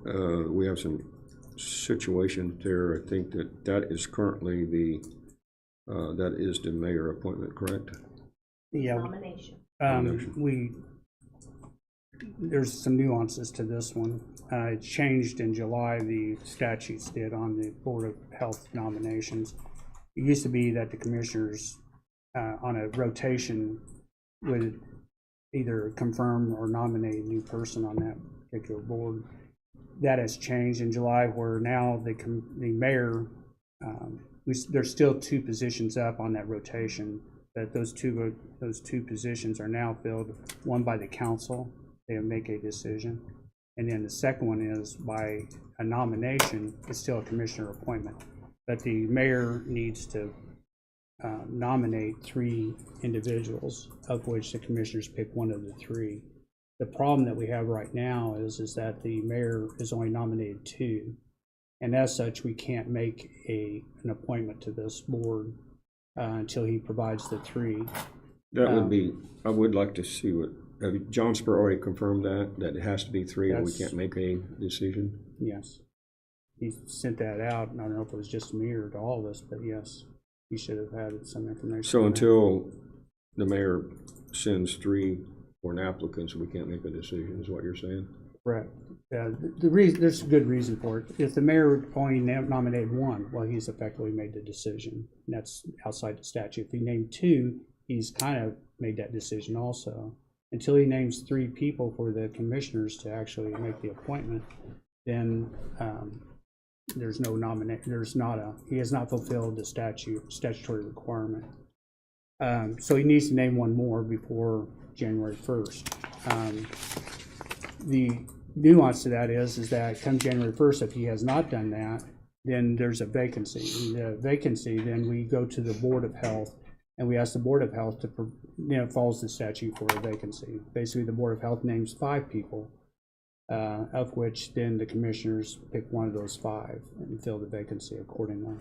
So, and then their nominations will follow suit until the statute changes again, and they'll have another 4 years. So we have no decision to make today on this? There's no decision we can make at this point. The council has a decision to make, and the mayor has another nominee to make. Who will address that with the mayor? I don't know. That's the mayor. The mayor is supposed to be aware of this. The Board of Health should have. He was advised of this, from what I understand, with Wendy. I need to send a letter to John Spur and have him send a letter to the mayor. That'd be the official way to do it. That'd be fine, yeah. But anyway, until he does make that 3rd appointment, or 3rd nomination, I mean, not appointment, we can't make that appointment. Okay. Let's move on down through here. Basically, it's outside our hands until he does. Newport Rise, no applicants there. The Board of Tax Appeals, we got Brad Ringwell and Patricia Ritchie currently serving. I'm just going down through. If anyone objects, wants to interact, please say something. Redevelopment Commission, Ashley James, Orrin Sutherland, and Michael Hamilton. County Library, no applicants. I would assume whoever's in there. They resigned, or they don't want So we have an opening there. it. It's an opening. Can you put that on the? I don't have anybody in mind for that either. Misty Bishop is aware. The library, so. Has she addressed this as far as her concern? Try to find one. I know Amy put in for it, but she's the council's nominee. appointment, not our appointment, so. Okay. Unless the council's not gonna name her, I guess, then, They did it already. I think that's something They the did it at county their meeting. library board ought to be addressing themselves. did the council do the health board too? Did they make their appointment? Who did they pick? Is it Brock? Dr. Brock? Yes. Dr. Brown. Okay. Something else we probably got to address in the future is go back, there's a political affiliation issue there. We do that too. Do what? We check it. Okay, but it changes. So, Check it. but I'm just saying it changes. I don't know why it's so Now that's a conflicted. but- dance. It is a dance. So, moving on, West Central Thrive, currently Tim Yoakum is serving and Ashley James is serving, two commissioners. Ashley James, I know is too busy, we find someone else to do that. Bill Reynolds is here, he is the council appointment, correct? Yes, we voted on it. Bill Reynolds does a wonderful job representing Vermillion County on that. Bill is serving in place of Ashley, is that what that is? No. No, Bill's he's a on- council- Bill's the council council's appointment. Oh, okay. So you guys need two. I do not have a name for that. I will continue to serve, it ain't no problem. I'm just a place where I'm gonna be retiring this next year and I'll be able to do more, but in the past. There is one name that had reached out to me. Lives in the northern end of the county. Doug Meadows had said he'd be interested in serving on some type of Thrive Regional Board Economic Development. He works somewhere in, I don't know, Crawfordsville. But anyway, he had expressed interest, and I believe he would be willing to serve. I've been wanting to talk Do to him those for quite meetings a while. happen during the day? When are those meetings held? Evenings. Evenings. So, Yeah, so the evenings. so, Does he have the evenings? I believe so. I think it's a day shift job. I mean, I could reach out to him after the meeting and see, I mean, we could tentatively put him down and see if he would be willing to serve. And if he's got any questions, I could have him call Bill, since you currently already serve, and because I wouldn't be able to offer much about the meetings or, you know, what's all entitled to it. I'd like to talk to him myself. I've been wanting to talk to him for a while.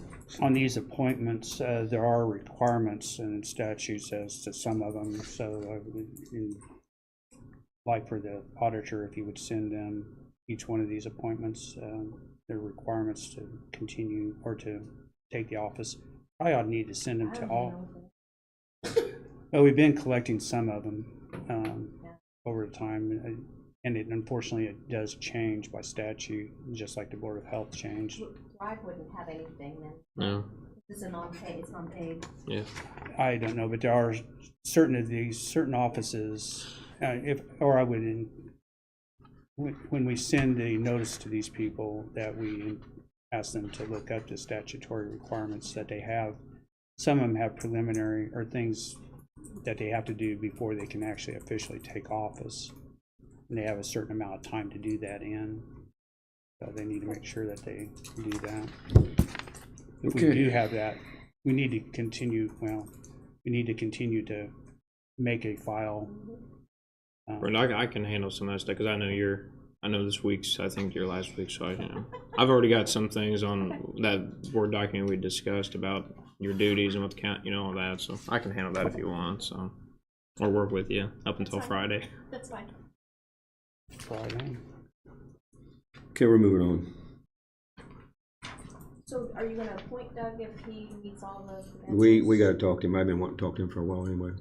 And I I still willing to accept not it. saying if I want to continue Do we serving. know or he'll not, but- accept that? don't know that he'll accept it. I know that he expressed interest in serving on some board. He had looked at some of them. Can you talk to him by Thursday? Thursday? I can. Tell him you need to give him my number and tell him I really want to talk to him. I will do that. So therefore, we're moving on with those appointments there. I do know that Ashley James is that position is open for sure on that appointment to the Thrive. Can I say that, Bill? Safely say that? Yeah, my understanding is that there's a commissioner rep, commissioner appointment rep, and a council member, and a council appointment. Sound about right? No. What did you say? There's the two appointments done by the commissioners. Is there two appointments, or was one of them Two. an alternate? Two. There are two, okay. I serve as one of the presidents, right? One of the vice presidents. President normally, I think. Yeah, and the second one is, and I would like to continue serving that. But Ashley James, she's too busy to do that, and she'll tell you that. I don't think I'm speaking out. She's very, very busy.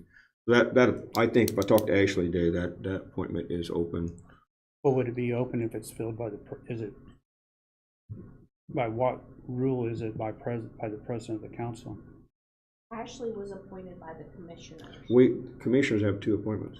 Yeah, but you said something that the president of the commissioners is the one who sat on that board. No, he said that whoever the commissioners appoint as their appointee is the I vice president. misunderstood what you One of the vice said. I presidents. misheard then. I misunderstood both. There's two appointments there, and the first one made by the commissioners will serve as the vice president, one of the vice president of Thrive. Secondly, is another board member. Am I saying it right, Bill? I think that's correct. So anyway, we can move on now. Well, it's almost 11:30. I'm gonna take a break for lunch here. Cater in, right? Email appointments. Email assignments. Is this dealing with transferring of from one office to the next? Okay. Well, it's not just that either. It's a whole host of things. At first blush, RJ had initiated emails for incoming electorates. Right. And at first blush, I thought, well, that's probably a good idea to start getting them plugged in. But then other issues, once you start thinking about, there's more issues to that, and there needs to be a committee or a discussion more than just in this meeting of how emails are to be structured, meaning that we'll just take myself. I will be stepping away from the, well, yeah. And so people will still be continuing to send me emails, not knowing regardless, or I'm on a list somewhere. Well, those emails need to go somewhere, and they still need to be recognized because there may be something of importance there that Correct. the county's interested in. Maybe I'm a bad example, but regardless, it kind of holds true with any office. But once that person steps away, there needs to be some order of them still receiving. And one of the thoughts were that as opposed to it being written.luther@vermilioncounty.in.gov, is that it become, and maybe by district for the district that you're appointed or where you have to come from. So it'd be COM-D1 @Vermilion County, so that it identifies the commissioner and that the official mails go to that, as opposed to, it's kind of like what the state government does. Instead of actually having the person's name on there, it gives the district to which they come from. But there's other issues about when do those come into play, because what can happen is that emails will go to an electorate, and that could be as early as after 11/5, November 5th, or whatever the Tuesday is for that election. And all of a sudden, they're sending mail to them that is official county mail that needs action before maybe the first of the year, or sometime shortly thereafter. And so I think there's a lot of thought that needs to go into this before we actually start doing this. And it's some thoughts are there, but I don't think it's complete. And I think it's premature to just say we're going to assign these until the first year that we continue to do, that they don't come effective till the first year, until we do have an internal control here to actually balance this out and then make an understanding of how these things are transferred and when they're transferred. And I'm trying to follow this, because I understand to get people on a sign or email needs to be done, and it has nothing to do with what's going on in the county, really. I mean, because that needs to be in place before the first year. I don't understand why, because they have no access to nothing. Just because they have an email address don't mean well, they they have access have, to it. but they do. I think Misty's receiving these. No. No, she does not have access to it. It's made. Yeah. But she Okay, doesn't have access but the other point to this is, take Misty out of the equation. Anybody that's stepping into a new position here, and not anybody that's stepping out, the email still is, things are still going to come to me. Why don't we just have it forwarded directly to the new account and it's done? And you can do that. And I don't want to hear about it if I leave. maybe to try to help clarify what Britton's saying is, I'm still getting Amy Tolbert emails that the state has not even put me on yet, that they're very, very important. So if that was just auditor@vermilioncounty.in.gov, that would, the new auditor would take control of that every 4 years or 8 years or whatever it is. But I think, like, So now Amy's is gonna have to be forwarded to Ron, mine's gonna have to be forwarded to Ron. So at some point in time, we need to clarify. Well, I and think- clean it up. well, I think that's something the next couple of months, get a few people together, take everyone's input on this. I'm in favor of probably going to something like that, but I think today, Tim, what I would like to see if the board could act on this today is grant access to Commissioner-elect Hess, Auditor-elect Donovan. That way they can have those emails, because like Misty today, she's using her personal email to send stuff. She would much rather, she's setting up, I think, meetings, talking to people. She would like to structure stuff with that government email. Yeah. And then I'd like to also see if we can go ahead and, Because Brenda, I think, will have to have a new email address created, and maybe, I guess, as a trial run, if Brenda would be open to it, we could do council at large as her new email address as a trial, because your Brenda.free will have to be forwarded on to, but if there's an agreement to that, I would like to move on those things today, so then EAS or whoever we could contact and let them set up those passwords and get them in the. I mean, I'm 100% in getting this set up before they move in office. Yeah. I mean, but to grant them access and to, I mean, like us is different, you know. Well, But to me, I'm when just saying access is in, they can log into their email account. Yeah. Yeah, right. One of the point on that case, to just to add on, this doesn't detract from that, but Harry this was important to the county. Harry Crosley was still on the DNR list, and when those announcements came out of participation on Burlette Street Bridge Yep, that would be- and 163, we had a chance to comment. Well, all that went to Harry Crosley. Well, Harry Crosley didn't have an email or didn't have access to his email, and it never came to me. And so at least I didn't have an opportunity to comment on that. Whether I would have or wouldn't have, it's not as immaterial, but I didn't have that chance, and it did affect the county big time. So some of these are important decisions. Well, I agree with doing that. I agree with at the end of the year that takes over and all that stuff that, but your email thing should probably forward to the next one in line. You know what I mean? So we have that continue. Well, can we say today then for EAS, someone direct EAS at 12:31 at 12:01 a.m. all Brenda.free emails for the auditor and Commissioner Luther's email are forwarded to the newly elected office holders? And can we go ahead and grant that password access to both those newly elected? Well, when they become officers, when they're elected, then they should have all that they should. Well, I mean, the emails are already created. I'm saying, can we go ahead and have EAS?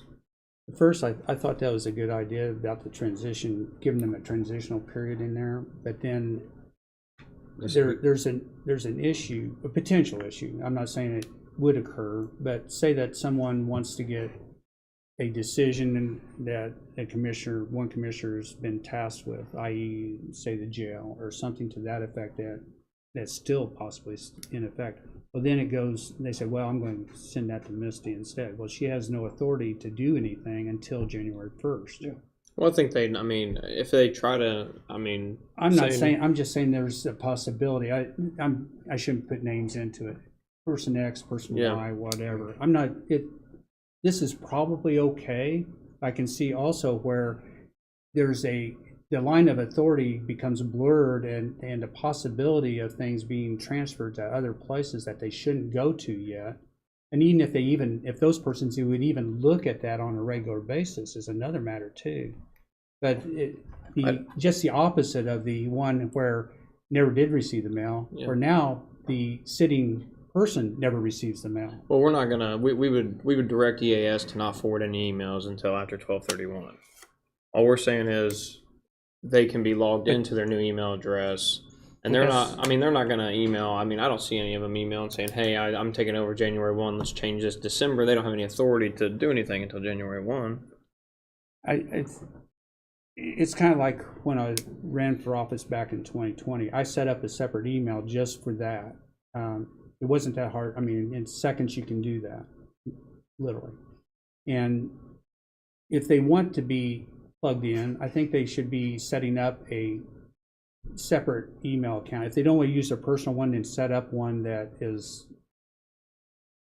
dedicated for them before they come into office.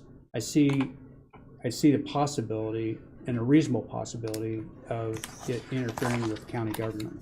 I will make here where I'm at. I think at 12:01 of December 31st, whatever it is, that email, what our office is automatically forwarded to the next one person. I think that people who are going to take over those offices already have their emails in place until that time and have it ready to go.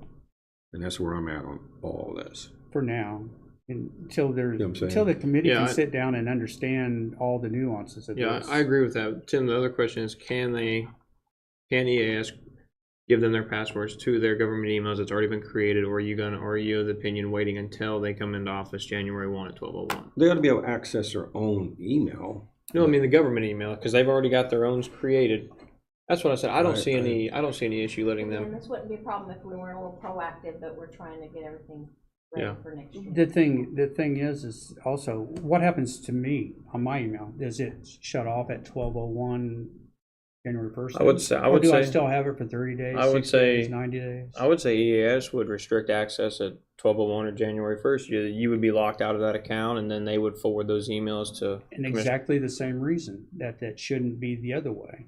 I mean, if you have that reason to shut it off immediately on 12:01, then the other one shouldn't come into effect till 12:01 also. Well, I guess the difference same is, argument. I guess, well, a little different argument. I guess the difference is continuity of government. The difference would be that, they would have an email in place already, so they wouldn't have to, they could already be logged in. But I guess if you want to wait for them to log in, I guess is EAS going to be awake at 12:01 to give them their passwords or 8 a.m.? I mean, I just don't see a big issue with it. I mean, but, There should Maybe be, end of but there business can instead of be. End of business. or, I mean, end of business on 31st, yeah, maybe 4 o'clock, I guess you could do that. You could restrict access then. End of business But I in the think- auditor's office is about 7. But 7 or I 8. think it does. This is a discussion that needs to be. We can decide on what we would do today, but this is a larger discussion that needs to be. So a Tim, you're in committee agreement. assigned to it. So Tim, you're in agreement at the end of business or whatever on the 31st that their accounts are restricted and then forwarded on to the new person? That's where I'm at. I mean, Okay. because if you're not serving yet, you have Yeah. no, So do you want to get with EAS or do you want one of us? You And will. I'll see what, that's one. Number two is they all should have their email way before the first. And I appreciate you being proactive in doing that, but they all Well, should Brenda have actually done it. Brenda somebody- needs some thanks. I didn't. Thank you, Brenda. Or Kyla, whoever's Kylie. got it. we did it together. Being proactive. So they've got it. That's what I'm saying. They shouldn't wait till January to create one. So 100%. And also, if anyone who's taken over of an office, I think that, I know Britton has reached out to Misty, tried to talk to her a little bit, and so she tells know what's going on. I'll be calling her. I think you probably will or need to. And we all need to be working with new people coming in to let them know. But if the person don't contact you, then you can't do nothing about that either. Do you want me to reach out to EAS and see what all it would entail to do auditor at and get all that stuff? I think next year probably needs to be a committee put together with that because I would like to involve the sheriff. I mean, I'd like to involve everybody in that. Yeah, and it needs to look also at the sheriffs because they have their own set of emails too, and I don't know exactly why that was set Honestly, up that way. But I might want to take it to the security committee, really, the courthouse security. I mean, just because they've got kind of department heads in there, that type of group is what I would like. Maybe not that big, but Do you like, want me to go ahead and have him set me up Yeah, with when you one get that's both. Brenda underscore instead of dot, well, I would be open if or you, the council at large? if you would be open to that. I kind of, you would be our first. Well, no, area plan's our first one because they have their own area plan. You would be the Well, second. we have one in the auditor's office, it's just claims. Yeah, so I guess Because third. we do get a lot of claims from outside Yeah. coming in, so it was easier to have I- that claims I- one in case that position changed. I would be okay if you wanted to try the at-large one. As long as the thing that happens is if this, say your email is forwarded to the new auditor, as long as when that new auditor or new commissioner or when they respond, it comes back as them. It does, It will. And don't come back as No, it Yeah, it does. will. written. That's, I mean, I want to Yeah. make sure It that does. that response is, But I've reached out to the state multiple times on Amy Forward too, and they still haven't. They don't do anything. The state doesn't change anything. Things- Doesn't matter. Some of them, some positions, which is weird to me, But others. but not one location. It's not one location, Yeah. it's state, it's random. All right, so we got that figured out then. We'll address the big overall thing in next what year. did we decide? I've always been What a was big the advocate decision? of, There's 1231. They're going to restrict access, and then forward all emails to the new At the end of business hours. Yeah. at the end of business. Yeah, that way it's not 1201. it just don't have to be exact. I do think date. the committee needs, and there needs to be input from other people. That's But what I was like I said, at first blush, I thought, yeah, let's do that, and then Yeah. Okay, I started thinking, moving always a on. problem. One of the things I will be addressing in the future is email usage.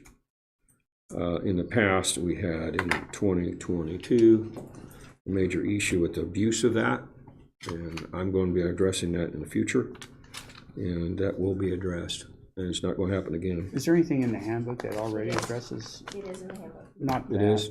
I meant the email transfers and so forth? No, not Anything in there? transfer portion, no, Or that's is there, just- we have no internal controls yet, per se, that I know of, or we know For transfer, yeah. of?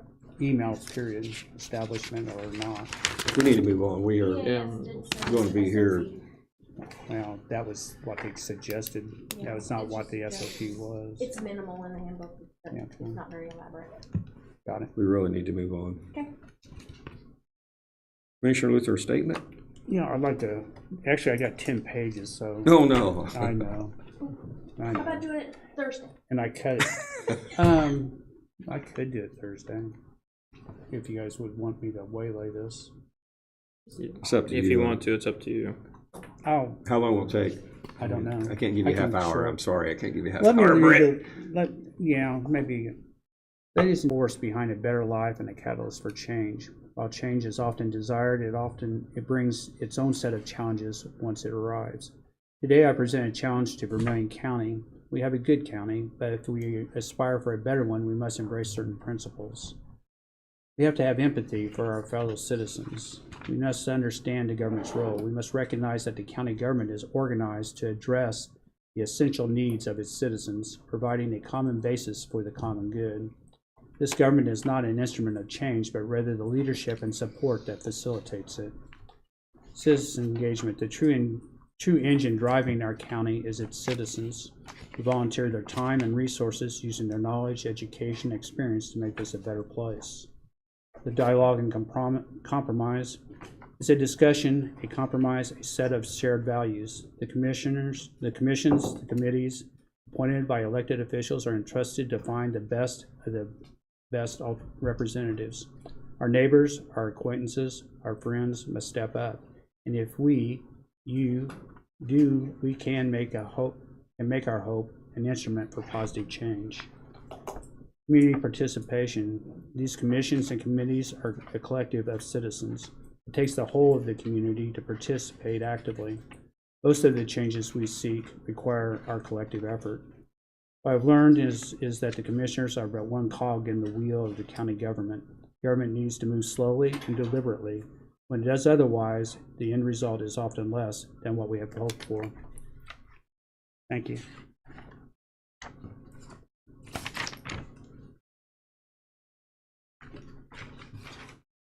Community crossing. You can grant. hold your applause.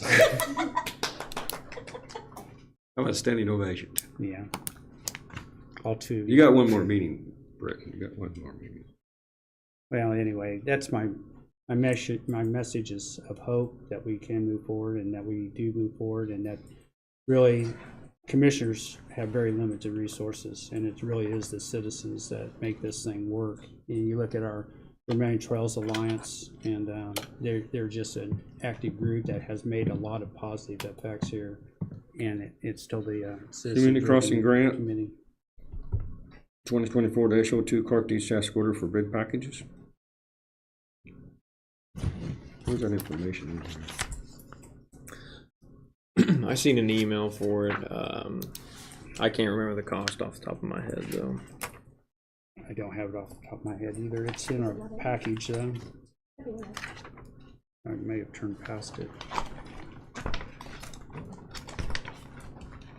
Now I got it on here.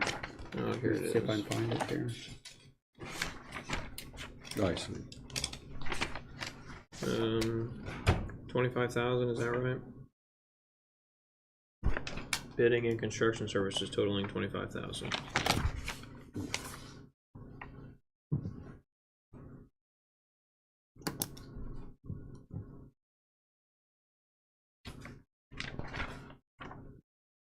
You guys have any objections to that, to the task order? I do not have an objection. I'll make a motion to approve the community crossing. Oh, sorry. No, go ahead and make your motion. That's fine. I'll make a motion to approve the CCMG 2024-2 Clark Deeks task order for bid packages as presented. I'll second the motion. Any more discussion? Yeah, I would say that the price is up to 25,000. Yeah, up to 25, yeah.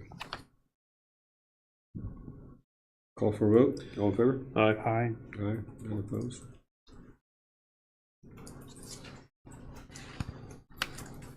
I will say the grant came through for the marking of roads. I'll be putting that out. It was 140 or 150? 150,000, 10%, 90/10. The roads are what? Done until 2020. Say again? Work does not begin until 2020. I'll look that up. I'm telling I'll you, look that up. I already had a meeting with NDOT. That's fine, okay. But anyway, it's on most of our new roads that were paved, north and south. It's not allocated to one certain area in the county. It's on the new roads, north and south and throughout the county. So appreciate Kylie and Mike Clyke taking care of getting that grant. It was a big, anytime you get a 90/10, you better jump on it. Okay, open issues. Commissioners meeting approval. What we have here. What I don't know that Misty can make, or I think you guys have to come to some determination as to what hours and meeting dates. What I might suggest is that we just approve the first meet. I think in the first month you have to, or the first meeting of the month you have to set your regularly scheduled meetings. Otherwise they all become special meetings. And so what I might suggest is that the first meeting of the month that you guys approve your schedule for the rest of the year, which is January 14th meeting, maybe, something like that. January 14th, is that what it says? So that it gives you time between now and then to discuss how that will work and what times it will work. You're only required to meet once a month. So it's not that you have to meet twice a month, even at that. So there are other nuances that can take care of things in between time if you decide to do so. Well, I'm looking at things too to be flexible. I think we ought to do what we can to make it work for everybody, and I got some ideas. I'm gonna be talking with Misty and RJ about, and then we'll come up with a good agreement. I suggest that we only set the first meeting of being January 14th, and then that meeting you can decide what the regular scheduled meetings will be for the rest of the year. It's fine. Be fine with me. I do want the first meeting, Penny, in order to get the UDO on the first, she has to have that trial, so if you guys wanna change it from Trial. not the trial. Hearing. The Hearing. Yeah, the public hearing, sorry. I was gonna say we went to trial already. I think your first meeting is a morning meeting? Yes. So if you wanna change it to a night meeting, we need to know today, because Penny has to have the advertisement out by Friday. Well, why don't we just do Tuesday evening that night, that evening, and have a I meeting don't there, and care then what it we is. can determine where we're going with the rest of it. I think would be, like you're saying, We'll an approve the evening first meeting would be meeting. better, because this is gonna be used, this is gonna be used up here for, did you say, what did you say about Penny? She has to have it to UDO. advertise it. Okay. Yeah, Your for the, meeting has to advertise on her side. Okay, You need to set your meeting today. she needs Is to that for know final the UDO final approval, date, or is the that final for, meeting date and time today, so she has time to get it in the paper, so it has time to be advertised all in. There's, yeah, what is that timeline. for? the UDO. What part of the UDO? Final approval or approval of changes, or? I don't know. What I might suggest you need to find out, because if it's there were changes made and I'm not She seeing wasn't those here when I came in. changes. And I don't know that you've seen the changes. You don't want to come into January 14th and have a final document to approve that you're not reviewed. we need to move on in this, and I'm just saying it, Well, then we can waylay the rest of this until the next meeting if we can, but If you. we if don't, you're I don't having a want meeting- I don't care. we don't need to hurry this Yeah. thing along. We need to do it I appropriately. go next meeting then. I just wanted to tell you Alright. that was one. I'm just saying I'm flexible to doing it. I'm just Yeah, 14, yeah, that's fine. to make it work. We're trying to make it work. I'll just say this, Tim, on the rest of this agenda, I've got another appointment I gotta get to in like 12 minutes, so just glancing through the rest of this, because I had no idea we'd run through Did the you guys tour. do a meeting? I've been up all night too, Yeah, working all day. I need to go to they're sleep. just gonna do it Thursday. These open issues, I think for the most part, we can do on Thursday. We'll Yeah. stop it. All right. We'll be part of these decisions and speaking, so. The other We'll thing just we can do continue. is that we can continue the meeting. That's allowed, but I don't know if there's continue. Oh, well, I- Put these on the next. Well, we were moving the meeting anyway, the 31st, so it's all gonna be on there It doesn't anyway. matter, I Yeah, guess. because it would be the 31st. It's all gonna stay Well, I on. was getting at, if we want to continue to later on today, we can recess and continue Oh, I later see what you're today. saying. So, So we'll just put the carryover of this right back on the agenda we got left. Yeah, off, that's okay? fine. So, because I think we all need to be together when we're discussing this. That's well, fine. we have another meeting at 12:30 too, an executive session, so Okay. we've got another half hour. All right. So Okay. are we adjourning that, or? You gonna see Someone make, opinion on. Oh, yeah, I guess Bill. Yeah. what? See if Bill needs anything back there. Bill, any Done. public comment? Okay, okay, someone make a motion, adjourn, we're moving on. There you go. I'll make a motion to adjourn. I'll second the motion. All in favor? Aye. Aye. Meeting adjourned. So Thank you. Tim, I assume we just need to, whether it's a group email or group text with Misty to figure out this meeting schedule thing, because the last text she had sent,